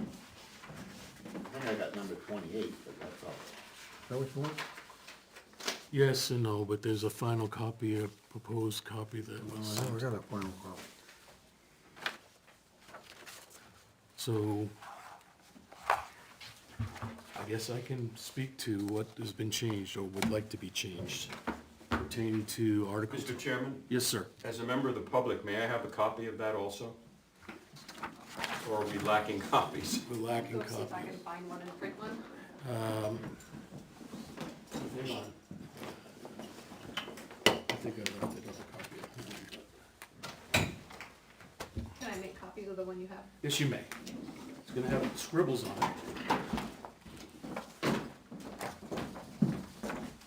Oh, they pulled the staple. This is different than your copy? Correct. My copy is the official proposed That's all I document need. that's got the changes of the language, et cetera.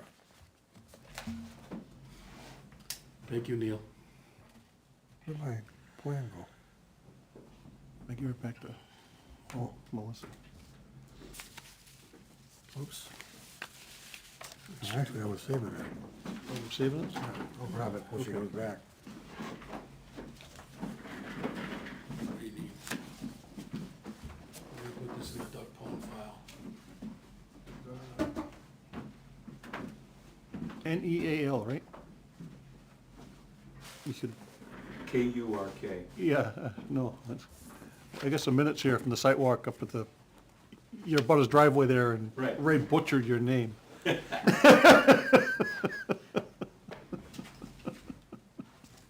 I just wanted to make 100% sure when I put it on here, so you, Well, we need to, I don't think we're approving those. Where's Craig? He's getting pneumonia. From hunting, huh? I think he got COVID from his Craig? wife. Or, but she got tested for it. Okay, they're cooking, I'll go come back and get a minute. Thank you. I made one for you. Thank you.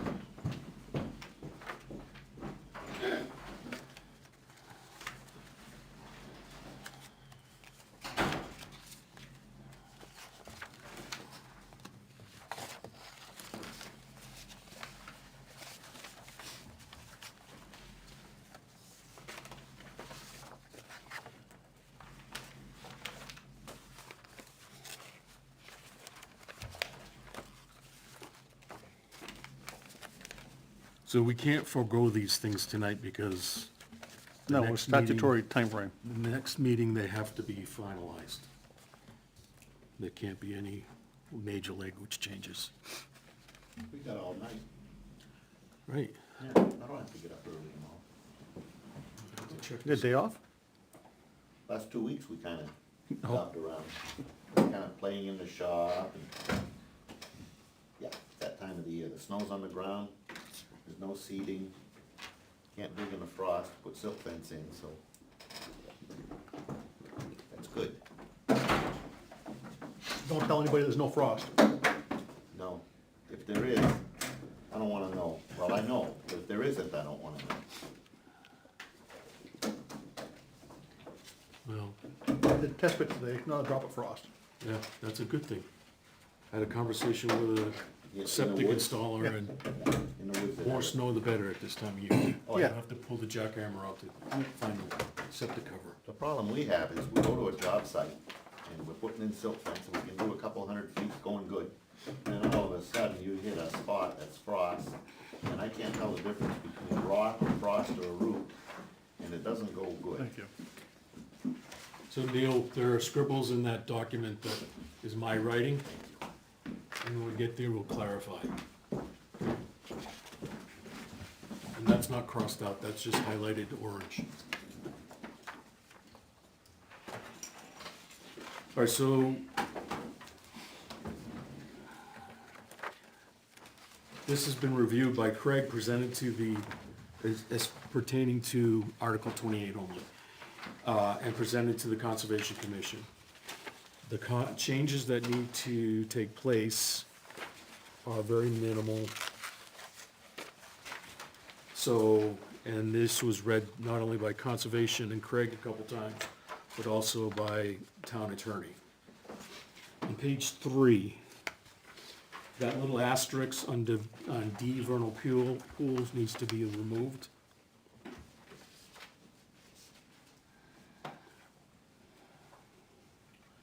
There needs to be a statement at the close of, or a comma, and then a statement on point A and point B, or letter A and B, per the New Hampshire method from UNH Extension.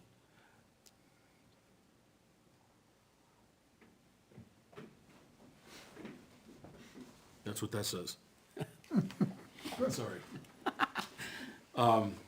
That was advisory from the Conservation Commission because there doesn't seem to be any reference to where those scores come from, other than a certified wetland scientist. The index ecological integrity score comes from the New Hampshire Natural Heritage Bureau, along with UNH Extension. And then the wildlife habitat score comes from New Hampshire Fish and Game. And there's another reference, I can't remember the second part. But all that information is available through UNH Extension. The next highlighted spot above D, lots created prior to blank shall be subject to a 25-foot buffer, lot created between 2005 and, so the question, Craig didn't have that number, but he said Bruce does.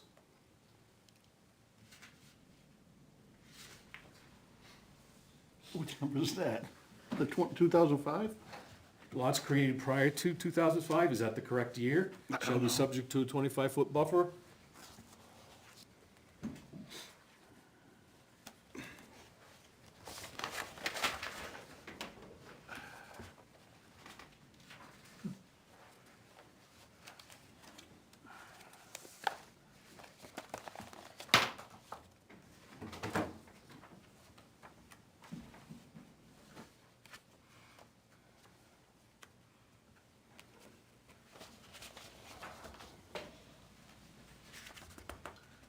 Current Article 28. What's on with that? I wonder what the 2005, what would the, That's when the buffer was adopted.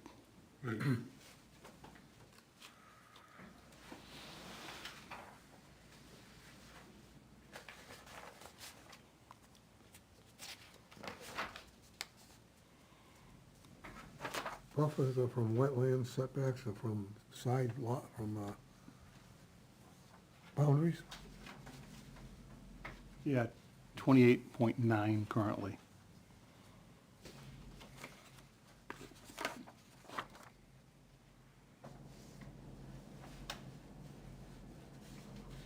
Why does he think I have that number? I don't know. That's the information I received after he looked this over. So that's a number we're just gonna have to figure out, put in there. Did he say Bruce or Bucky?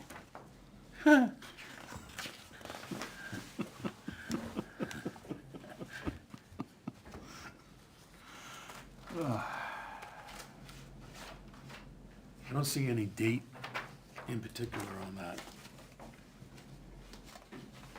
No, Does that mean we can just legally pick any date we want and call it done?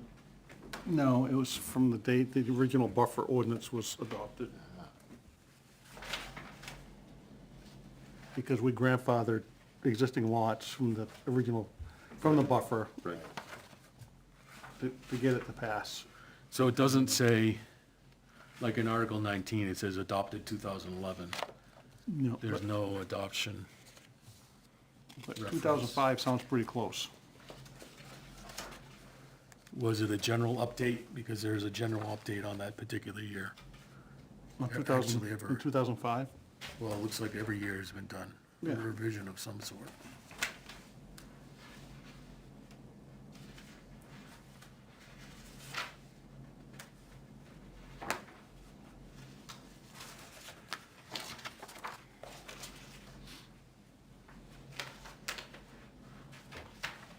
All right, so that needs to be researched and put in. Moving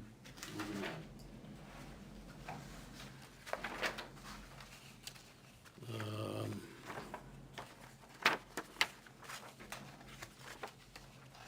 On page 6. 5A, that bulleted part, off-site mitigation, off-site should be a dash, not an equal sign. And the dash after the period at the end of the sentence needs to be removed. Okay. On page 8. In that bullet black, under conditional use, the report and plan shall be sealed by a certified wetland scientist.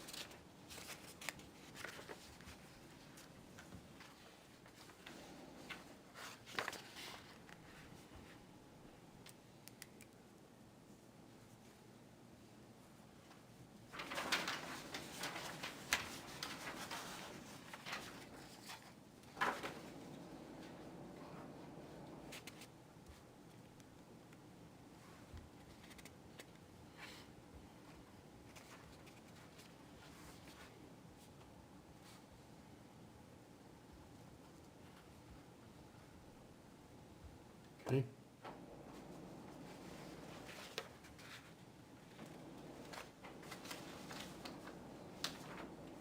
Any questions on that? No. Do we have public comment on Article 28? That's the, Wetlands only right now. I'm gonna go one amendment at a time, so we're not, so it's fresh. the Conservation Commission signed off on that? Yes, except for that one comment about identifying who, yes. They went through it Yes, last time. last night, but also a time before. Craig had presented and was gonna present last night, but he had gone to the doctor yesterday and they said, you can't go anywhere. So. Okay? So we're good, we're going for, do we need a motion to do that, these corrections? I have one question.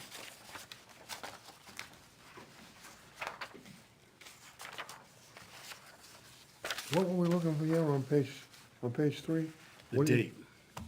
Just the date. Would Steve know that from conservation, you think? He has a lot of records. So prior to some number, maybe 2005. Right, maybe 2005 and maybe something else. All right, okay. You're gonna look it up? I don't know how, but All right, so that date needs to be clarified. That's the only thing that we need to, is that in some minutes somewhere? yeah. So I'm not sure if, our minutes go back to 2005 online? I think they go back to 2015. I think the minutes go back to 2015 Okay. online. All right, Oh, boy, I'm going way before that. Yeah, I think the minutes online, yeah, go back to 2015, so we want to find something from Oh, 2005. I've actually got minutes out of the file back 20, 30 years. Oh, yeah. Yeah, oh, The okay. ones in the vault go way back, just the ones on. Yeah, it's just, we'd have to look in the files. The, can we ask you to do that? Well, you can ask. Melissa, would you be willing to investigate that? I would be happy to do that. Thank you so much.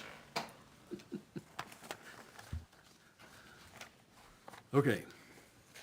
So that's Amendment 1. I mean, yes. Do we need a vote on that? I don't sure, know. let's do it individually. Yeah, let's, Uh, yes. I'll make a motion that we move Amendment 1 to the next public hearing. Okay, I As guess that would be the way modified? to do it, because as modified. that's modified. Second. Discussion? Because we got one more public hearing on Right. on these. Yep. Yeah. All in favor? Aye. Aye. Was there a second? Chuck, Okay, thank you. sorry. At the next public hearing, you can only make minor changes, is that Correct. correct? Yeah, that's why, because we don't have another meeting this month, because of Christmas is on a Thursday, and would be our meeting night. On Article 2, Amendment 2, rather. We already struck the word "no" from previous decision. It was advised by town council, building permits for new homes shall be reissued on any Class 6 road. Needs to be inserted there, The road, yep. road pursuant to RSA 674-41.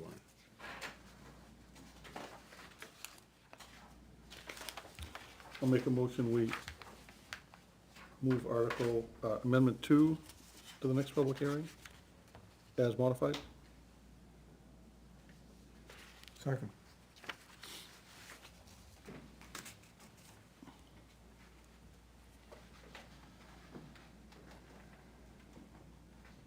All in favor? Aye. Aye. Forgot to ask the public.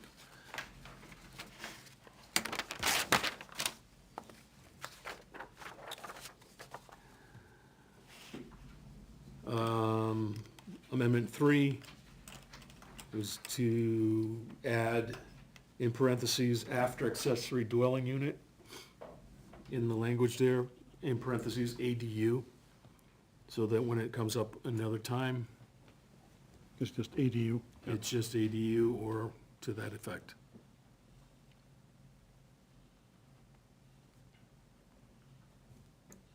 And this amendment is to keep our zoning in line with Yes, upcoming state law. right. So if somebody wants to still have an attached one, they can. Oh, yeah. Correct. But they can only Well- have one. Right. Right, but our current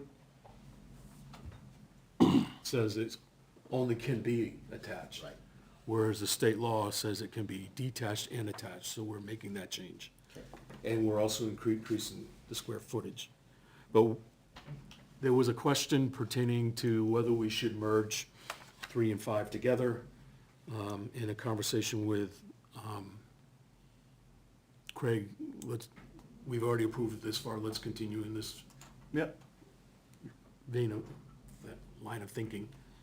Because so they're now it's separate, we're looking at a definition, and then the ADU unit. Yeah, 'cause definitions are different than the Right, zoning article. So people can't vote like we did with the athletic fields? With both of them Voting for passed? one is not the same as the other? Yeah, right, yeah, no. okay, we don't wanna do that again. No. Okay, public comment? Public comment on Article 3, Amendment 3? I'll make a motion, we advance Amendment 3 to the next public hearing as modified. Second. Discussion? All in favor? Aye.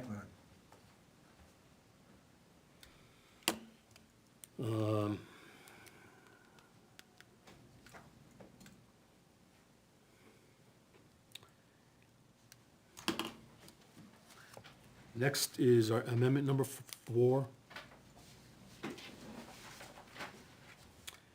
And the change that would be, was recommended from town council. And I want to find. You know, to take off the uninspected part. Take because off the uninspected part, Effective January 1st, you don't need inspections correct. for private vehicles. Right here. Right here. Yeah, eliminate. I can't get an answer from anybody. Do my big trucks still need to be Yes. inspected? Yeah. It's just personal motor vehicles? Just, Correct. right. Non-commercial vehicles. Non-commercial, okay.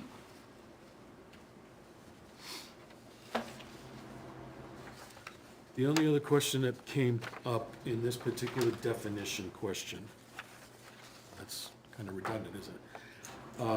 Actually, there's 2. One pertaining to expanding the definition to include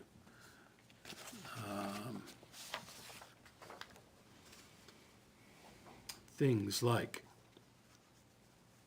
ski grooming equipment, off-road construction equipment, mobile homes, travel trailers, other trailers, all-terrain vehicles, and boilers and the like, which are no longer intended or in condition for legal use. Yeah, I think that's a different definition than the motor vehicle junkyard. Right. So pertaining to I that. don't think we can expand this to Well, that. Correct. Pertaining to that, and I don't know if we want to reference this or not, but, it's not in our, I guess we can look it up, but it's not in our zoning handbook. But chapter 236 in Title 20, Transportation, 236:112 definitions has a very extensive definition of junkyard.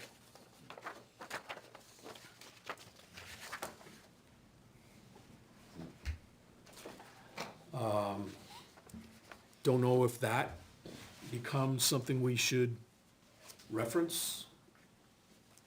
You know, that would be another definition. I'm looking at definitions here. Hold on a second. We do not have a junkyard definition at this point. And it's too late in the season to be adding one. Because this one that's the state reg is motor vehicle recycling yards and junkyards. Whereas the one we're proposing is motor vehicle junkyard.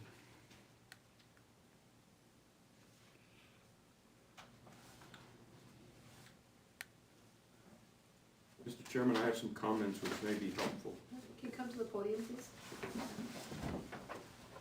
Yes, please. May I distribute? Yes.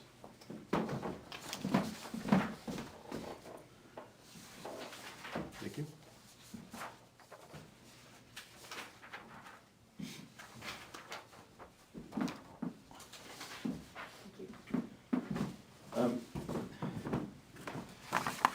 Neil Kirk, Mount Dearborn Road. The current ordinance is a little bit strange. Article 3.9 says there shall be no junkyards in Ware. But junkyard is not defined. The only thing that's defined in the ordinance is junk. The proposal creates a new definition of motor vehicle junkyard, but it's a definition.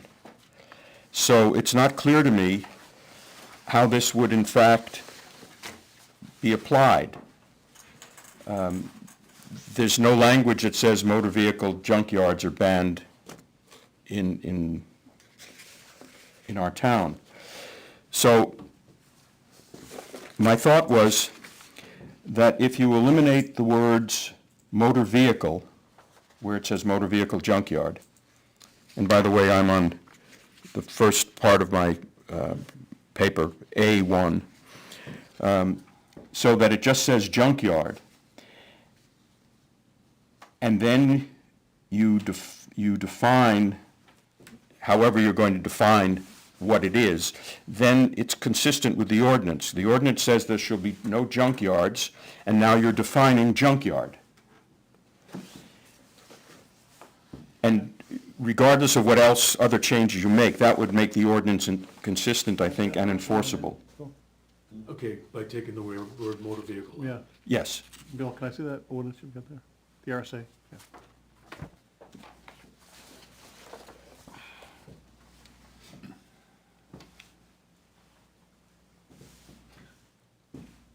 The other thing, although Bruce didn't think this belonged here, if in fact you're defining junkyards, not motor vehicle junkyards, but junkyards, which includes a motor vehicle component, you could also add, I think we can reference this RSA at that point. We can just say, this is pretty extensive. I haven't read that, it defines motor vehicle junkyards or junkyards? Both, yeah. Motor vehicle recycling yards and junkyards. That may be a better way to do it, but I haven't read that, I don't know. If I'm gonna make an inference Okay. based upon what you're sharing. Yep. We have two different things.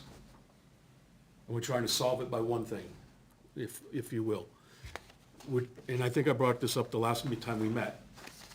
We're using junkyard language as an established business, as opposed to junk in someone's yard. So there's two different approaches in that perspective.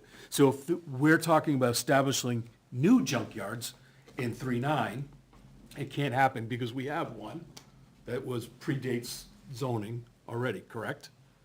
Right. Isn't allied in where? Yep. Okay, so we have prohibited any new junkyards, but we don't define junkyards, so we need to have a definition. But this has come to our table because there's a concern that's been reported multiple times to our code enforcement officer concerning excessive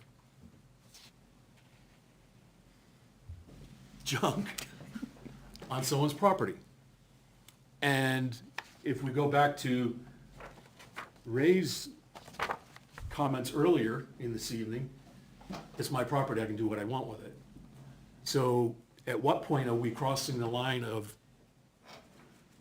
infringing upon live free or die when they're really not having a junkyard, they just happen to have a lot of junk? And how do you police the eyesore, quote unquote? And then where does that stop? When, okay, so in an HOA, you have regulations, your lawn has to be cut, your leaves have to, I'm just thinking about where my father-in-law lives on. I think, all we gotta do, Bill, is reference this, 236:112. And junkyard is, starts here, and ends down here. Everything in here is subsections of this junkyard. Okay. But does it include, is it junkyard as a business or just the collection of junk? That It was, means a place used for storing and keeping, or storing and selling, trading, or otherwise transferring, so, a business. It implies a business. Yeah.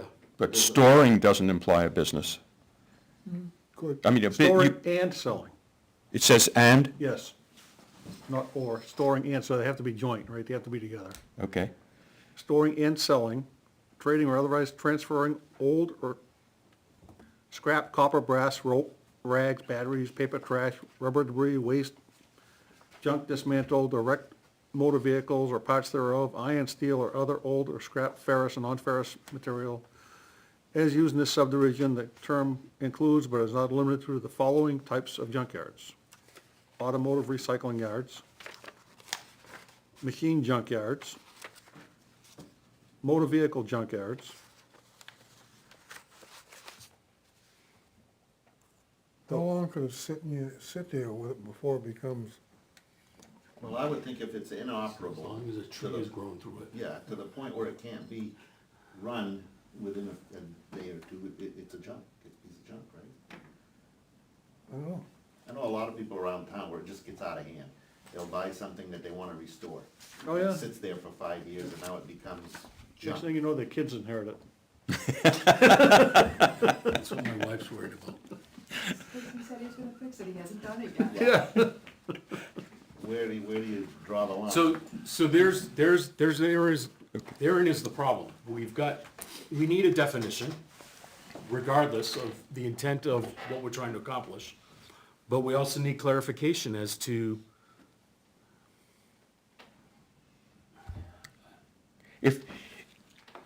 If your objective is simply to eliminate commercial junkyards, Then the other. that's easy to do. Bruce has the definition. Yeah, but this also goes on to describe motor vehicle junkyards, meaning any place not including the principal place of business of any motor vehicle dealer. It excludes the dealer. It excludes dealers, so if it's a dealer selling cars, they can't be considered junk. Because they're gonna be unregistered, uninspected. right, but they have other regs that Right. come to bear. How many cars you can be on your lot, Right. et cetera.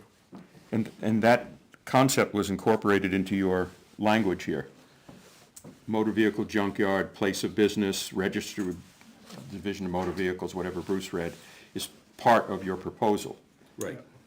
If the objective is simply to eliminate commercial lots, then you want to say the definition of junkyard is the state definition. Yeah. And then you've solved that problem. Right. If you did that, that would allow anybody who was not in the business of accumulating all sorts of stuff, and we have one particular case. Collectors. Orders. We have one particular case in town that's notorious. Okay. So if you took Bruce's approach, that not particular site would be unaffected. Correct. I agree. That's why I'm saying there's another issue that needs to be addressed in some creative way for, it's not just junk then. It becomes, there's a movement afoot in various parts of this these United States that nobody mows their lawn, they plant perennials. And their whole lawn is all perennials. And if you don't know perennials, you don't know that it's perennials. It looks like a mess, you know? But, so I guess it comes down to asking the question, what's normative for our community? That's the foundation upon which we now make decisions. Congratulations, that's what you guys have to decide. Yeah. Well, I'd say we So- cross out the word motor vehicle in front of junkyard and then just references RSA. As described in RSA, section. As 36 described in colon 26.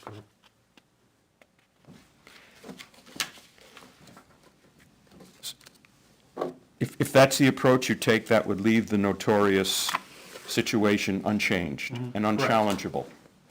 Right. The other issue that somebody raised was in number 4 on my first page. To make sure that a family which has a few ATVs, motorized snowmobiles, snow blowers, etc., on a property is not classified as having a junkyard under the proposed definition, consider the following language, and it's specifically excluded. This is unnecessary if you take Bruce's approach, because it's clearly not a business. Correct. Right. Right. Which, when I think of motor vehicle junkyard or junkyard period, I automatically think of a business as opposed to, you know, someone's backfield has got every year Chevy pickup lined up. That's their collection. They don't have it undercover. Others have it undercover. Nobody bothers with that. But it's the areas that are concerning, that have been brought to Steve's attention, that our community has spoken about. And that's why he came with this suggestion, at least to begin the process. So there may be another step in this for next round to identify what that language should be and do a little more research in how does a municipality address those type of troublesome eyesore type of situations. When I first started attending, we were talking, because you were on the board at the time, you were talking about all the dump people down by Beauvair's, down behind Beauvair's, and the mess that was there. Okay, I wasn't gonna use the name. Yeah, no, sorry. But that's because it's a business, you can now police that. The similar type of situation when H2O, who had their subsidiary had the fire, wanted to do that recycling in that area, so it was investigated. And it was covered under the, whatever zoning was for that commercial setting. But we're not dealing, our complaint issue isn't coming from a commercial setting. It's not coming from a business, it's coming from a private residence, that is. And so Bruce's approach would not deal with that? No. That's for next year? Correct, I think that's for next year. Okay. I was even entertaining not even doing this. I was gonna recommend not do this at all. But because there's that reference to 3.9 concerning junkyards, new junkyards, we need to know what a junkyard is Absolutely. in our definition. Okay. It boils down to the person doing whatever they're doing, to have enough common sense to not let it get out of hand. But usually it gets out of hand. But there's a place not far from where I live that's getting out of hand. And my attitude is, well, it's his property, like I mentioned before, but it's getting out of hand. And there's stuff there that will never be on the road again. Right. And So- so how do you deal with that? So there's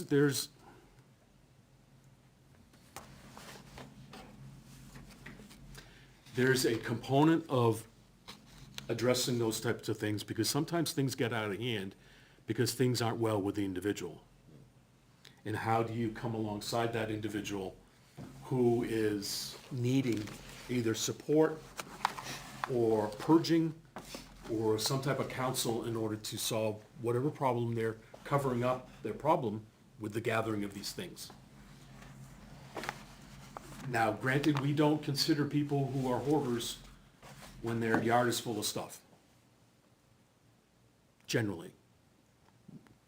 We think of hoarders that you can't get in the house. Pat houses. Yeah. So those types of things are still within the context of addressing a public issue, a safety issue, or a visual nuisance. We talk about, we have zoning issues on light pollution.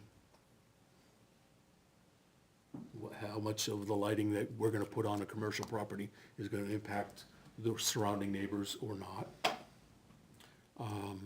And then some people, they don't even think about that, they don't care about it.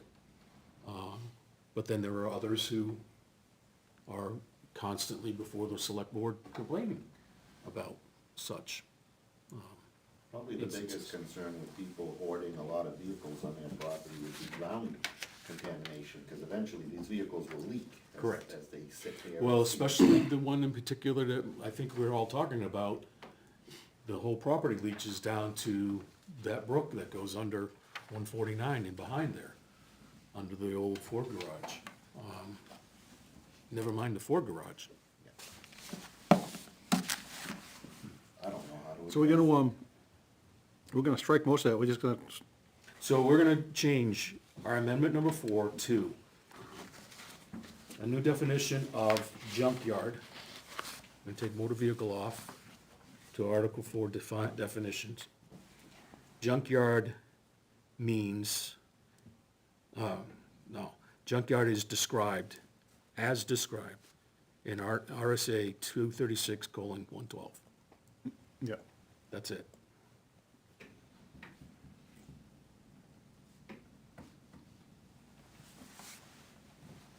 Unless you feel we have to speak to those other two RSAs, 261, 204. No, that's No. for registration and stuff, Okay. I think. 326:112. So all you're gonna do is define junkyards. Correct. Right. That's all we're doing. Which then solves the issue of tying it to 3.9. Correct. It's gonna be on Article 4, right after junk. Right? No, you're not putting in a new article. No, You're it's a putting definition. a new definition. Right. Right. It'll be, It'll be right after junk, yes. junkyard. Okay?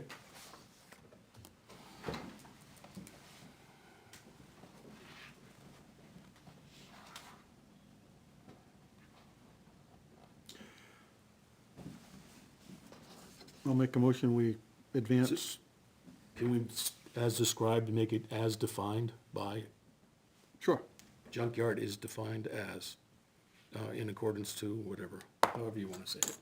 So, just let me ask a question. A junkyard's allowed? no, No. So once you define a junkyard, then if there is we're defining it, so we can find junkyards, I would suggest that, but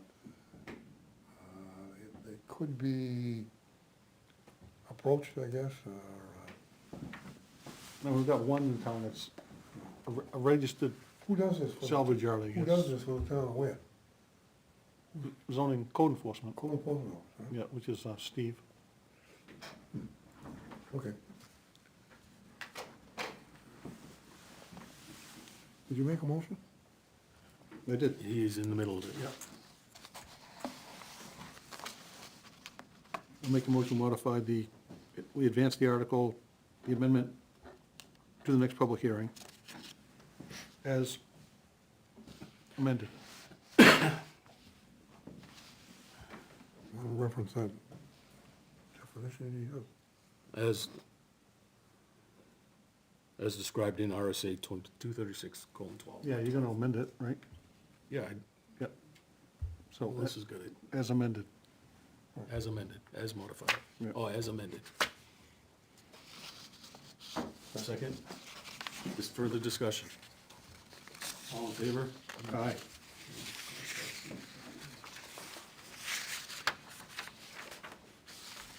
All right, amendment number 5.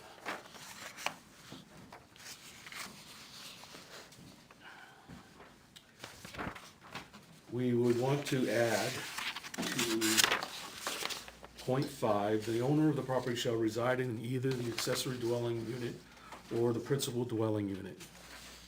This provision shall apply both to the original and any subsequent owner.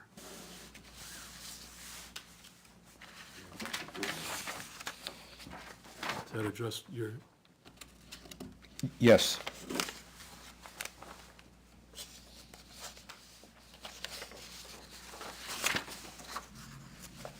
yep. Yeah, so they can't, and if I understand The state law, the minimum maximum thing was kind of confusing, but I think it was what you're referring to. We're just limiting it to 950 square feet maximum. right, Which means if somebody wanted to put up a 300 square foot tiny house, they could do it. Right. right, but within the, so as an example, I had a conversation last time with Naomi, when she was here. In a residential zone, you can't put up a mobile home. Right. You can put a stick-built one on, but you So can't put up a it mobile. still needs to meet all the building codes. Right.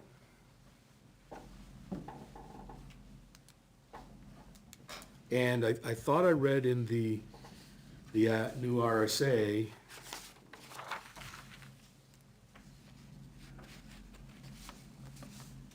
yeah, it does, ADUs are prohibited for multifamily use or on rented or leased land.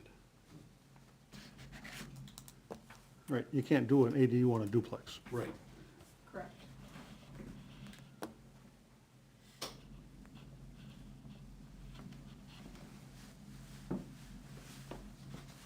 Okay, so do we have that language? This provision shall apply both to the original and any subsequent owner. Yep. Bill, do you have anything in there about one ADU allowed per property? Because I know the RSA talks about that, how it's one, either attached or detached, you can't have multiple ADUs. Can we reference the RSA to take care of that? It's, The subject you know what, that it, comes up? No, the RSA will let you have as many, the RSA will allow as many as the lot will support, it's the Oh, towns. really? Oh, ADUs? is that right? Oh, yeah. Okay, it must be our current zoning law. Yeah. but you already cover this on page 10. Yes, it's. One accessory dwelling One unit. accessory dwelling unit. Yeah, Yeah. What, that's how it starts out. So you can't have two. oh, on page 10, gotcha. 38-1, one Yep, accessory it's dwelling already, unit. so that's covered. Yes. And the thing that says an owner has to live there is good, because that would prevent somebody from selling it and becoming a little miniature apartment complex. Yeah, they're not investment properties that way. Right. Yeah, you have to be a owner operator. Yeah, That's not the word though. well, yeah. Just so we're all aware, when it says the owner shall reside, let's talk about some very creative people. I reside in that one day a year, and I put it out on Airbnb for the rest of the time. Am I in compliance, or am I in violation? Well, instead of reside, we should probably, the owner of the property shall be the. Principal residence? Principal residence. Oh, occupy. Now, principal residence covers it. Principal residence would mean that I could sleep there for 181 days, so to speak, in a year, registered to and vote. Airbnb it out the rest of the time. But I would have to live there at least 180 days, I would have to vote in town, Yeah, et cetera. yeah, it's where you register to vote, it's your primary residence. Exactly. Yeah. The owner of property. So are we changing that? The property shall be the primary residence of the owner in either the accessory dwelling unit or the principal dwelling unit.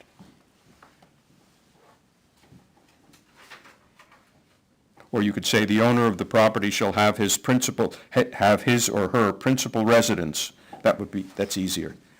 The owner of the property shall have his or her principal residence in either the accessory dwelling unit or the principal dwelling unit. You know, then you could go back to your 180 day. If, But Yeah, that's, Principal residence is also defined in state law. that's true now, Frank, in my house or your house. You want to live there 181 days, go down to Florida in the winter and Airbnb it out, that's legal now.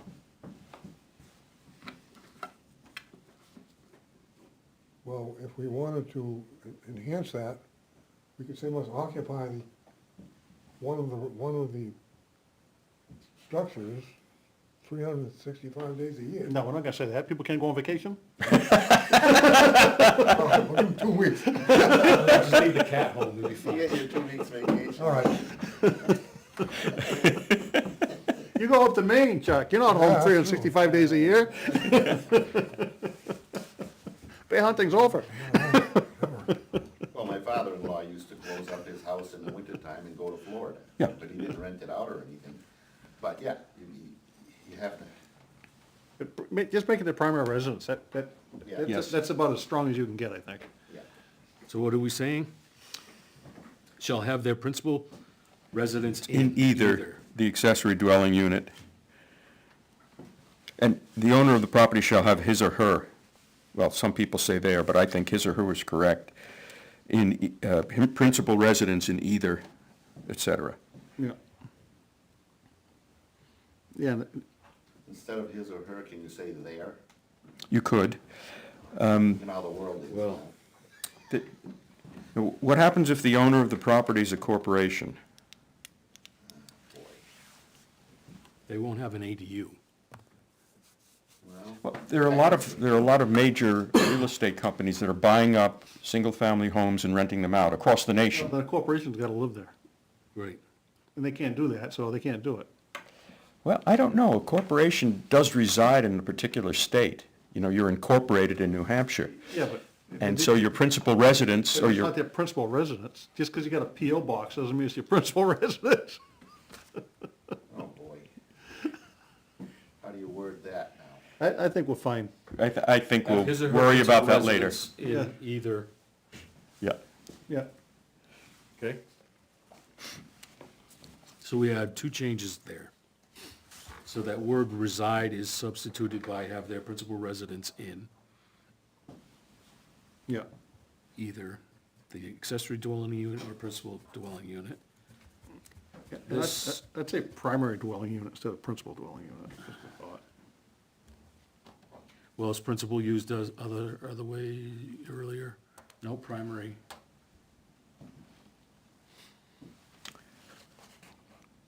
Yeah, primary, we'll change that to primary then. We're gonna use principal early, we'll make primary next. Yeah.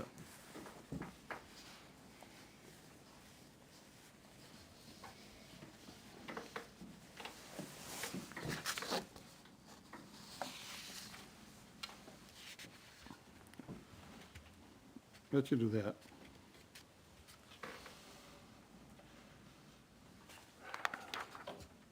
I'll make a motion, we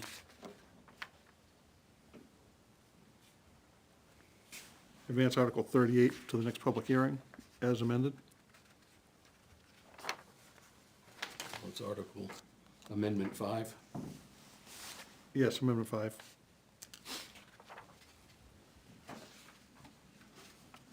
I second that. Sorry, Chuck, took me thunder. I'm getting tired. Slow down. Any further discussion? All in favor? Aye.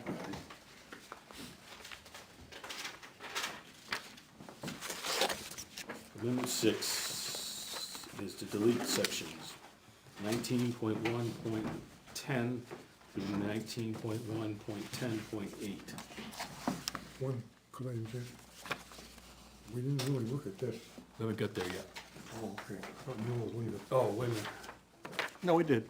Yeah, we clarified. He has a question as to whether that should be the language, and we just said we were eliminating that, it's going to 950. You understood that, right, Neil? I'm sorry? Your question on this back page, number 3, Yeah. No, that's irrelevant now. we clarified that. Yes, you Well, have. Wait a minute. There's a mandating they put 950?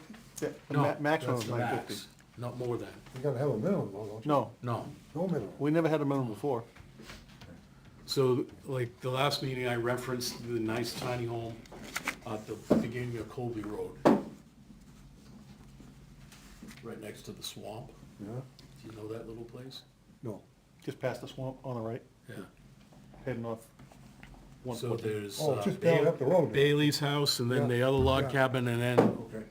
the lovely mini I've never house. seen that. If haven't Finral seen lived in it for quite a It's- while. it's like It was Bovis. It's probably as big as from the doorway, 20 by 20 or something. Okay. I don't even think or it's less. that big. so I think a 10 by 20 shed. Yeah. Okay, we're good. Mr. Chairman, one other thing. There's a use of apostrophe, ADU apostrophe S. That apostrophe and probably the S are inappropriate because the U in ADU refers to a plural, units. Correct. So, or if it's not plural, ADU refers to unit. In our definition, we use unit. Okay, but So then you, by putting, the question, the issue was the language on page 10, Article 38, accessory dwelling units, and it says ADU apostrophe S. it should be just S. It just should, no, it just should be ADU. Yeah. Whether, Yes, in that setting, yes. yes. And I know, That's it- Well, okay, so that's different than the definition, ADU. AD, where's Top that? of page 10, accessory dwelling unit. And it's ADU there, which is correct. Right. So if Should we anything, accessory, eliminate the S on units and the S on ADUs also? yeah. Just call it accessory dwelling unit? If you use ADU, it's either singular or plural as the context Get rid requires. of the S's. Take the S's off. Yep, and the apostrophes, obviously. And that's just because some of us are very concerned about maintaining the town's reputation as grammatically correct.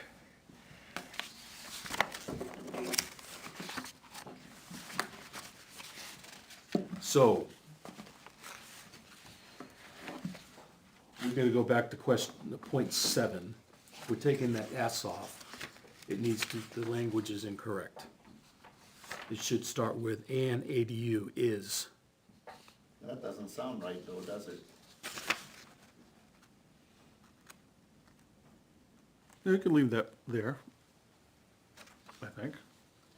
Because So- it doesn't imply you're gonna have more than one on a property, it just says in general Correct. when you're talking about. So if we leave it there, but it shouldn't be an apostrophe.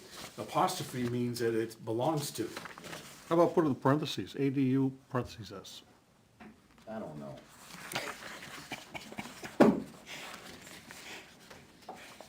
An ADU is prohibited.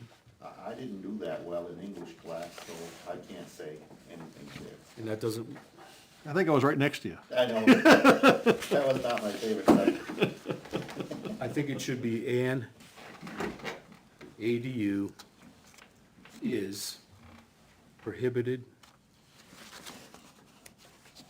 for multifamily use or rented or leased land.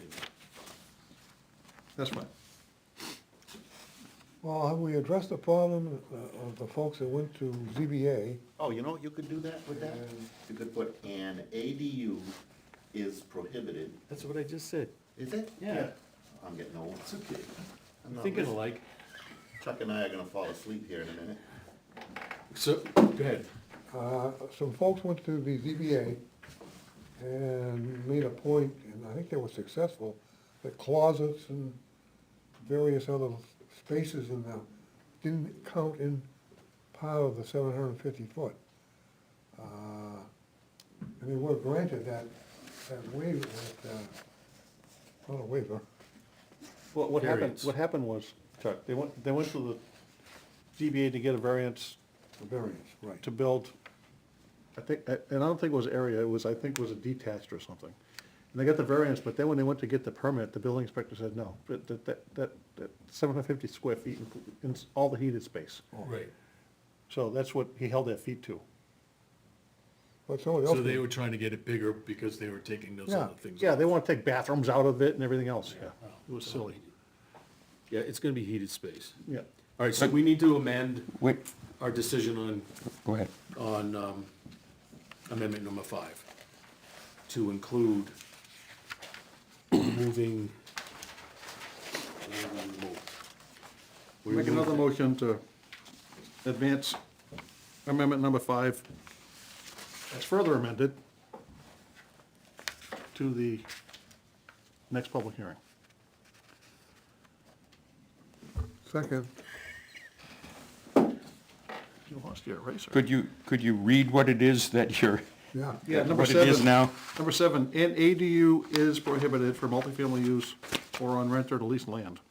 And And we're gonna lose the S's at the beginning. this is on accessory dwelling units and ADUs, so that it's consistent with our definition. On page 10. One other question that Bruce just brought up. Is the 750 square feet, to me, that's total, that's everything within the walls, heated, unheated? No, it's heated space, it's a I mean, it's a building, If that's what it means, conditioned living space. living space and heated space are different. It's conditioned living space. How about storage? If Say- it's, You if have it's, a basement under that 950. if it's a basement, it doesn't count. If it's a storage shed attached, if it's a unheated porch, it doesn't count. So I could have a 3,000 square foot ADU as long as only 950 square feet were Conditioned living space. living? Is that what you want? It's not gonna fit. They, Because three it still has- stories or 2 It still has stories. to fit on that footprint of that property. The, You know, stairways are into it, so when you put a stairway in an ADU, it really costs you twice the square footage, because you're taking up the same square footage, first floor and second floor. So but the stairwell's heated, isn't it? that's what I'm saying. Because it is heated, you're losing twice the square footage of the whole of the stairs going up through. You're losing on the first floor and the second floor. So if you got 4-foot by 12-foot stairs, you're 48 square feet, you're losing 96 square feet for a set of stairs in the ADU. And what happens if I have an exterior door to the cellar, no access to the ADU above? The ADU above is 950 square feet of heated space. That's acceptable. Yeah. You have to- Yeah, even if you had access from within your ADU to go to the basement. You'd be losing, as Bruce said, a losing great that deal. square footage, but Which it would would count it, you Yes. wouldn't be losing, you'd have it, but it'd be a stairway. Yeah, it's really, But you, really discouraged two-story ADUs. so the issue then becomes, can you convert that basement space into living space? And the answer is no. But as a practical matter, we all know it will happen. And the stairwell that Bruce is talking about, I'll give up 196 square feet in order to gain another 900 square feet in my now rec room. So you're creating a situation where there will be a lot of illegal ADUs, which then will put pressure on you in the future to expand the number of square feet allowed. I'm just saying that this is Well, a reasonable scenario. The parameters that the state has given us, no less than 750, no more than 950. But we know that prior to this going into law, there are communities around us that it's 1,200 to 2,000 square foot ADU that's permitted. So they're not required by this law to bring it down to 950. I understand, but the point is the planning board should decide how many square feet of Yeah, no, both living and storage space should be allowed, rather than not decide and have people do what they think they'd like to do. So if you really mean 950 square feet of heated space and as many feet as you want of other space, I think you should say that, rather than So. leave it I think uncertain. The concern then too is that we can't just say heated space. And here's the reason why. You don't count a garage as dwelling. But if you heat it, by your definition, by heated space, it's now beyond your 950 square feet. How about heated living space? Well, I think 950, when we look at accessory dwelling, we're already giving the definition of what we mean. It's a dwelling. It's not 950 square feet of garage or, Most of them must have a foundation though, right? yeah, they have to. Oh, no, Well, within our zoning, they need to, because if you put an ADU on a residential or any other village, et cetera, it has to be stick-built. It can't be, if you are, like a stick built on a slab, if you're rural ag, you can put a mobile home on that sure. as your accessory dwelling unit. But within our regs concerning residential, you can't. So you put a stick built up. Well, yeah, but I can put a stick built on a slab. Correct. Oh, okay. But I'm saying, probably in most cases, they'll put in a foundation. They have another, If foundation is unfinished, it doesn't count. Right. yeah, right, right. But see, Well, you're so not- if we're looking at this in the granny pod world of things, scheme of things, the granny needs a place to keep all her junk, so it doesnn't get designated as a junkyard. no, but no, it wouldn't be because Granny's not in the business of. I know when my grandmother moved out of her two-tenement house, our house got flooded with all her stuff. And we had yard sales for 10 years straight selling her stuff. The concern that I have, and I hope Yeah, you can I think address it in some way, is that by saying 950 square feet and then allowing all sorts of other non-living, non-heated space, you're practically encouraging people to But in violate real the spirit of the law. In real estate, when you're building a new house and you're selling it on the market, Yeah. you're not allowed to count the basement as the square footage of the house, and you're not allowed to count the porch or the deck. You're just not. The house is sold based on the interior of the perceived Yeah, the conditioned living place where space. you're gonna live. So the deck, the garage, the basement doesn't count in the square footage of the house when you read a real estate listing. And I wouldn't personally see a problem with having a basement in an ADU, because I remember my father-in-law, we built an ADU for him at our house, okay? And so half of the basement was his ADU, 634 square feet. But in the same basement, we also have our exercise room, which he used. So let's say you build an ADU, 950 square feet, and you have a basement, and you're in good enough health still to go down the stairs and have a little exercise room there. You don't wanna have 2 or 3 pieces of exercise equipment in a 950 square foot space, cause it won't fit, right? But legally, if it's a basement, you can't have a bedroom in there or living, cause you don't have an egress window. Right. So legally, you have to have an egress window or an egress door easily to, so they couldn't do it. But if I put a slab down, build a basement on top of the slab, and build my living space on the second floor, everything's 950 square feet per floor, would I be in compliance, as you folks? No, because the basement's no longer a basement, it's a building on top of a slab. Basement's underground. But this building on top of a slab with 1,900 square feet, 950 on the living floor and 950 on the other floor. The second floor has both an egress going out of it, as well as stairs going up. Bruce's 96 square feet. That would be legal. If the bottom part of that building was a garage, let's say, probably, right? Yeah. But if it's not a garage and if people are living in it, is that a violation? Yes. Yeah, they can't live in it. Which would be caught within the context of your assessor coming in to review your property. Does the assessor tell the building inspector there's a violation? Should. Okay. Well, there's obviously. And vice versa. Room here for,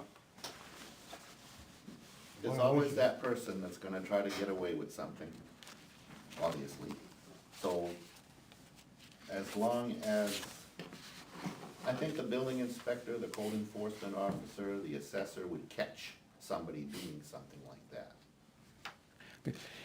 well, I think most people would like a foundation, a cellar. Yeah, the foundation, but what he's talking about is if you built a two-story Yeah. house, it's not technically a basement, cause it's on top of the ground, but they're gonna finish So, it off. so there's a, I don't know who put this out. New Hampshire's ADU law explained RSA 674-71-73, which we reference, and we've modified, because it talks about if we require occupancy, owner occupancy, and there's an explanation, the municipality may require owner occupancy of one of the units. If it does, the municipality should consider what it means by owner. Does the owner need to be a physical person, or can it be an LLC, beneficiary of a revocable trust, person with an interest in another legal entity, et cetera? So, you know, those types of things can happen unless we define it, right? I don't see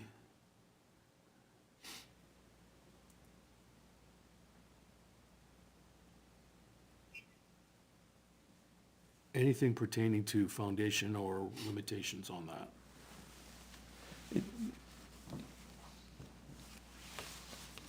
What's the word for a person, a natural person? Natural person. So if we define the owner as a natural person, You can put that back and go back to amendment 5. that would clear all that up. How does that clear it up? It defines a owner as Oh, I see. you or me, Trying to agree with you, yeah. a natural person. Yeah. Well, one problem solved. Yeah, The- I so the- don't know how to address that, Neil, without a lot of verbiage. It may, and that may be the case, and it may be something that you wait for next year, hoping that there aren't a lot of, Yeah, it's Well, got how the- many requests have you had? For ADUs? Yeah, We've only had just a handful, okay.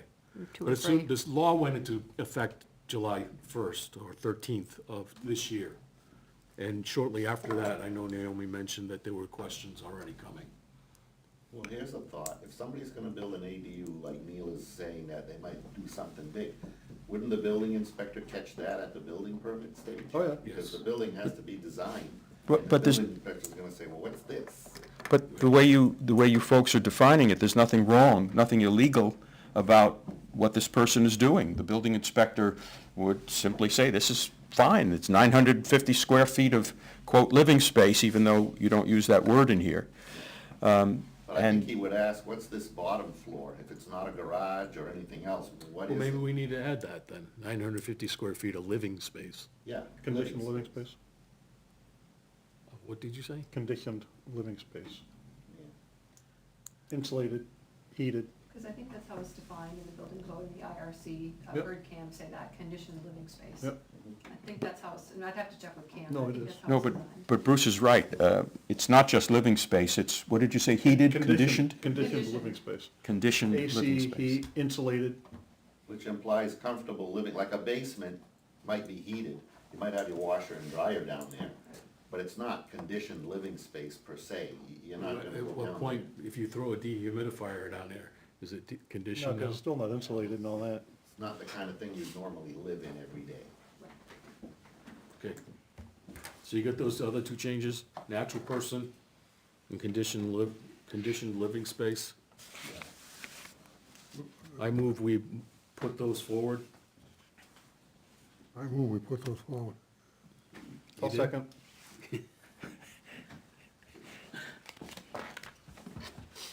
What happened? You did a good job. Oh,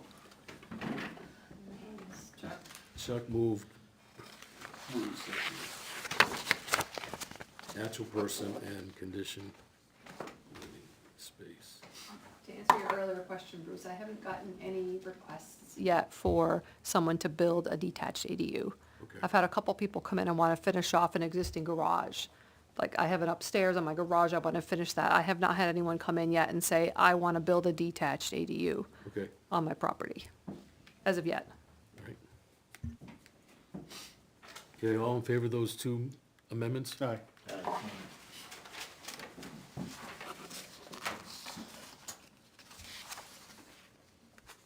Okay, Any questions on Amendment 6? No, we're striking out all the previous ADU Correct. special exception requirements.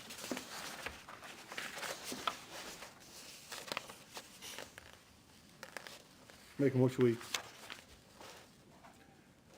advance Amendment 6 to the next public hearing. Second. All in favor? Aye. Bill, did you second that? Yes, I did. Stealing Chuck's thunder. All right, so we got 2 more to go. Amendment 7.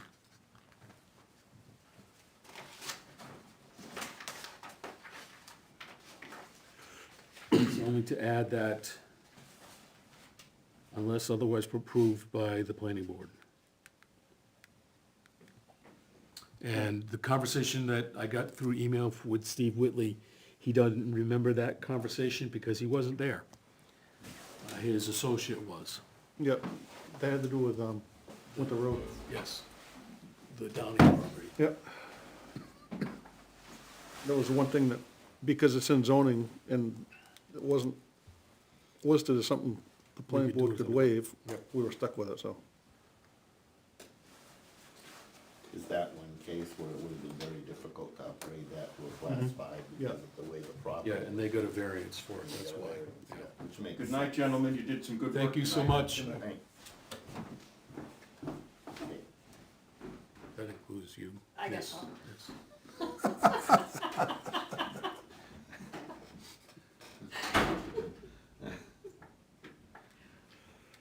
So any questions on Amendment 7? I'll make a motion, we advance Amendment 7 to the next public hearing. Second. Unless, Is that a discussion? Just Discussion. want to make sure I understand it. Right now, it ends at subdivision regulations, period. Right now, it ends right there. And it has no means for us to do anything about it. Whereas by adding that little statement, unless otherwise approved by the planning board, we can approve a different. That's mode of just, operation. Say his 37. And this previous one, unless otherwise approved by the planning board, so we could modify, we could waive something there. Structural section of the road, unless the planning board may waive this requirement. So the planning board can do something about that. This one here, it doesn't say the planning board can do anything about it. So this is, so it only made sense to make this one go with these other two, so it's. Right. well, Consistent. the planning does it board take can- a conditional use permit, or what would it be? Yes, The whole thing is a conditional use permit. Well, the whole thing is. yeah, but it's still in zoning. So this being described in zoning like that, we can't modify it. Oh, okay, that's fine. All in favor? Aye. And the last one, number 8. 50 feet of frontage on a class 5 or better road. What's that? 352. Oh, non-conforming lots.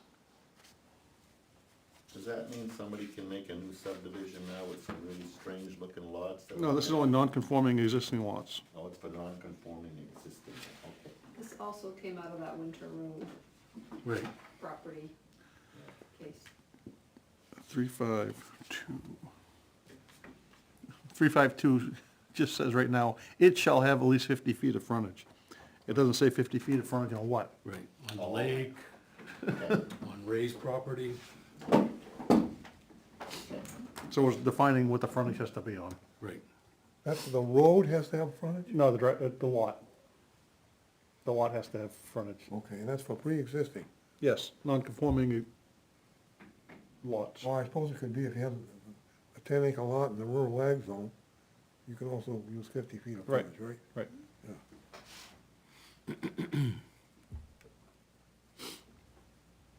So I make a motion, we advance Amendment 8 to the next public hearing. Second. All in favor? Aye. All right, so that deals with all of our zoning amendments. I'm gonna find my,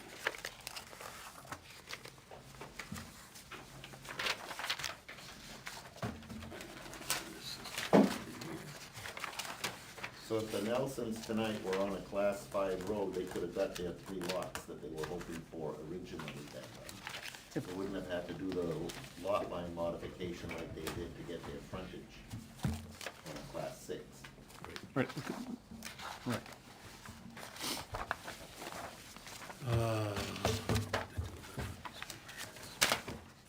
so the next point is master plan subcommittee update, there's nothing to report.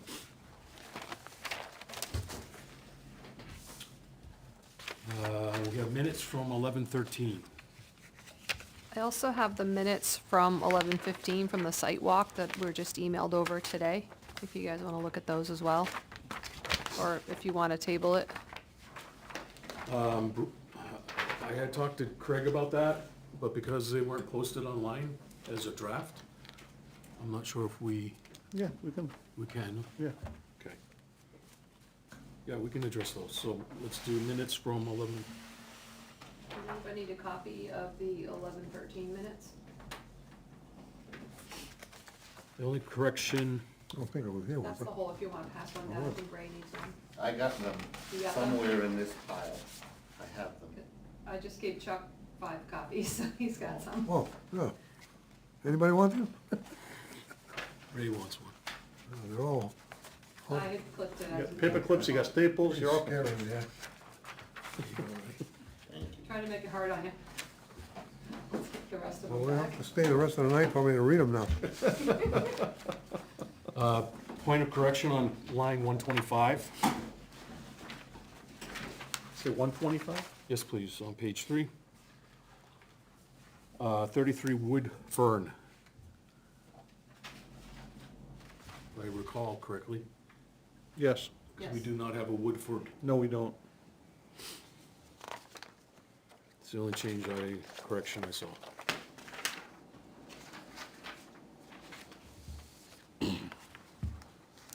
Make a motion, we approve the November 13th, 2025 minutes as amended. Second.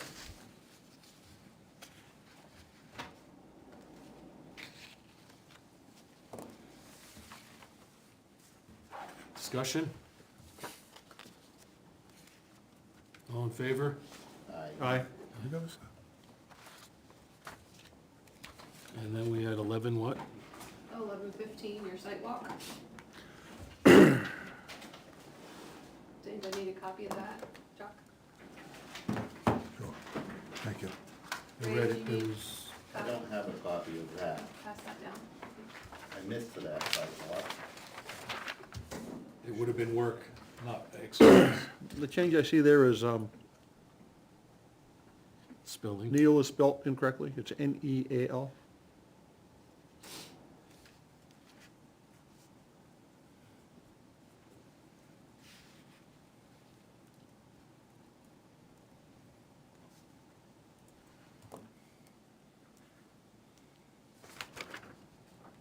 Other than that,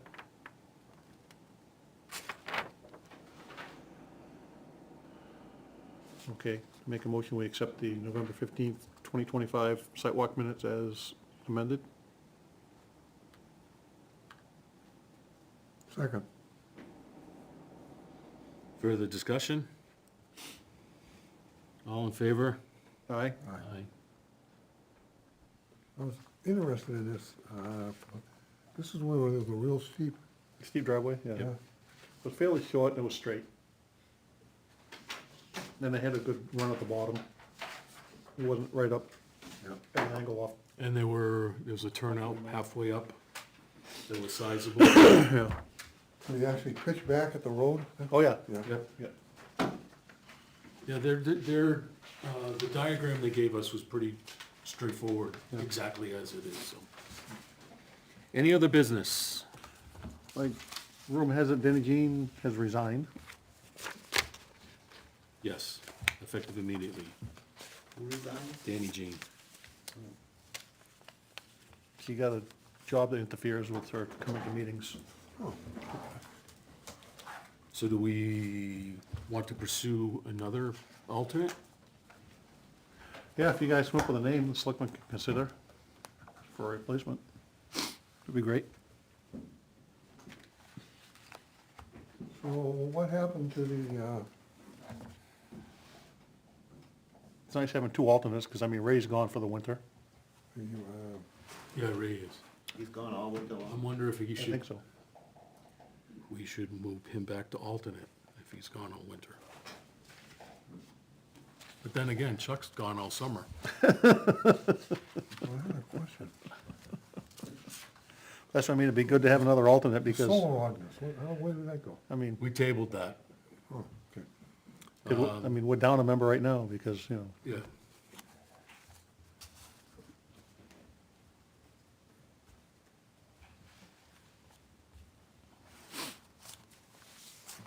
So, okay, so we'll think about that. Our next meeting is the 8th, which is a work session. Unless we get, I did not put anything on the agenda for you guys for that. I do have a couple for the 22nd that I'll be sending out later. okay, EMS is coming back the 22nd. yes, And I also have a conceptual for you as well. on the 22nd. Clark Mills. You don't want that? No, I don't need that You one. want this one? No, I got one right here. Okay. All right. Any other business? Move we adjourn. Wow. Second. All in favor? Aye? Aye. We hit 9:50, 8:50 rather. Wow, early. In 9 o'clock witching hour, too. We shut the switch off, or did you? Yep, I just ended Shut this back off. Not yet.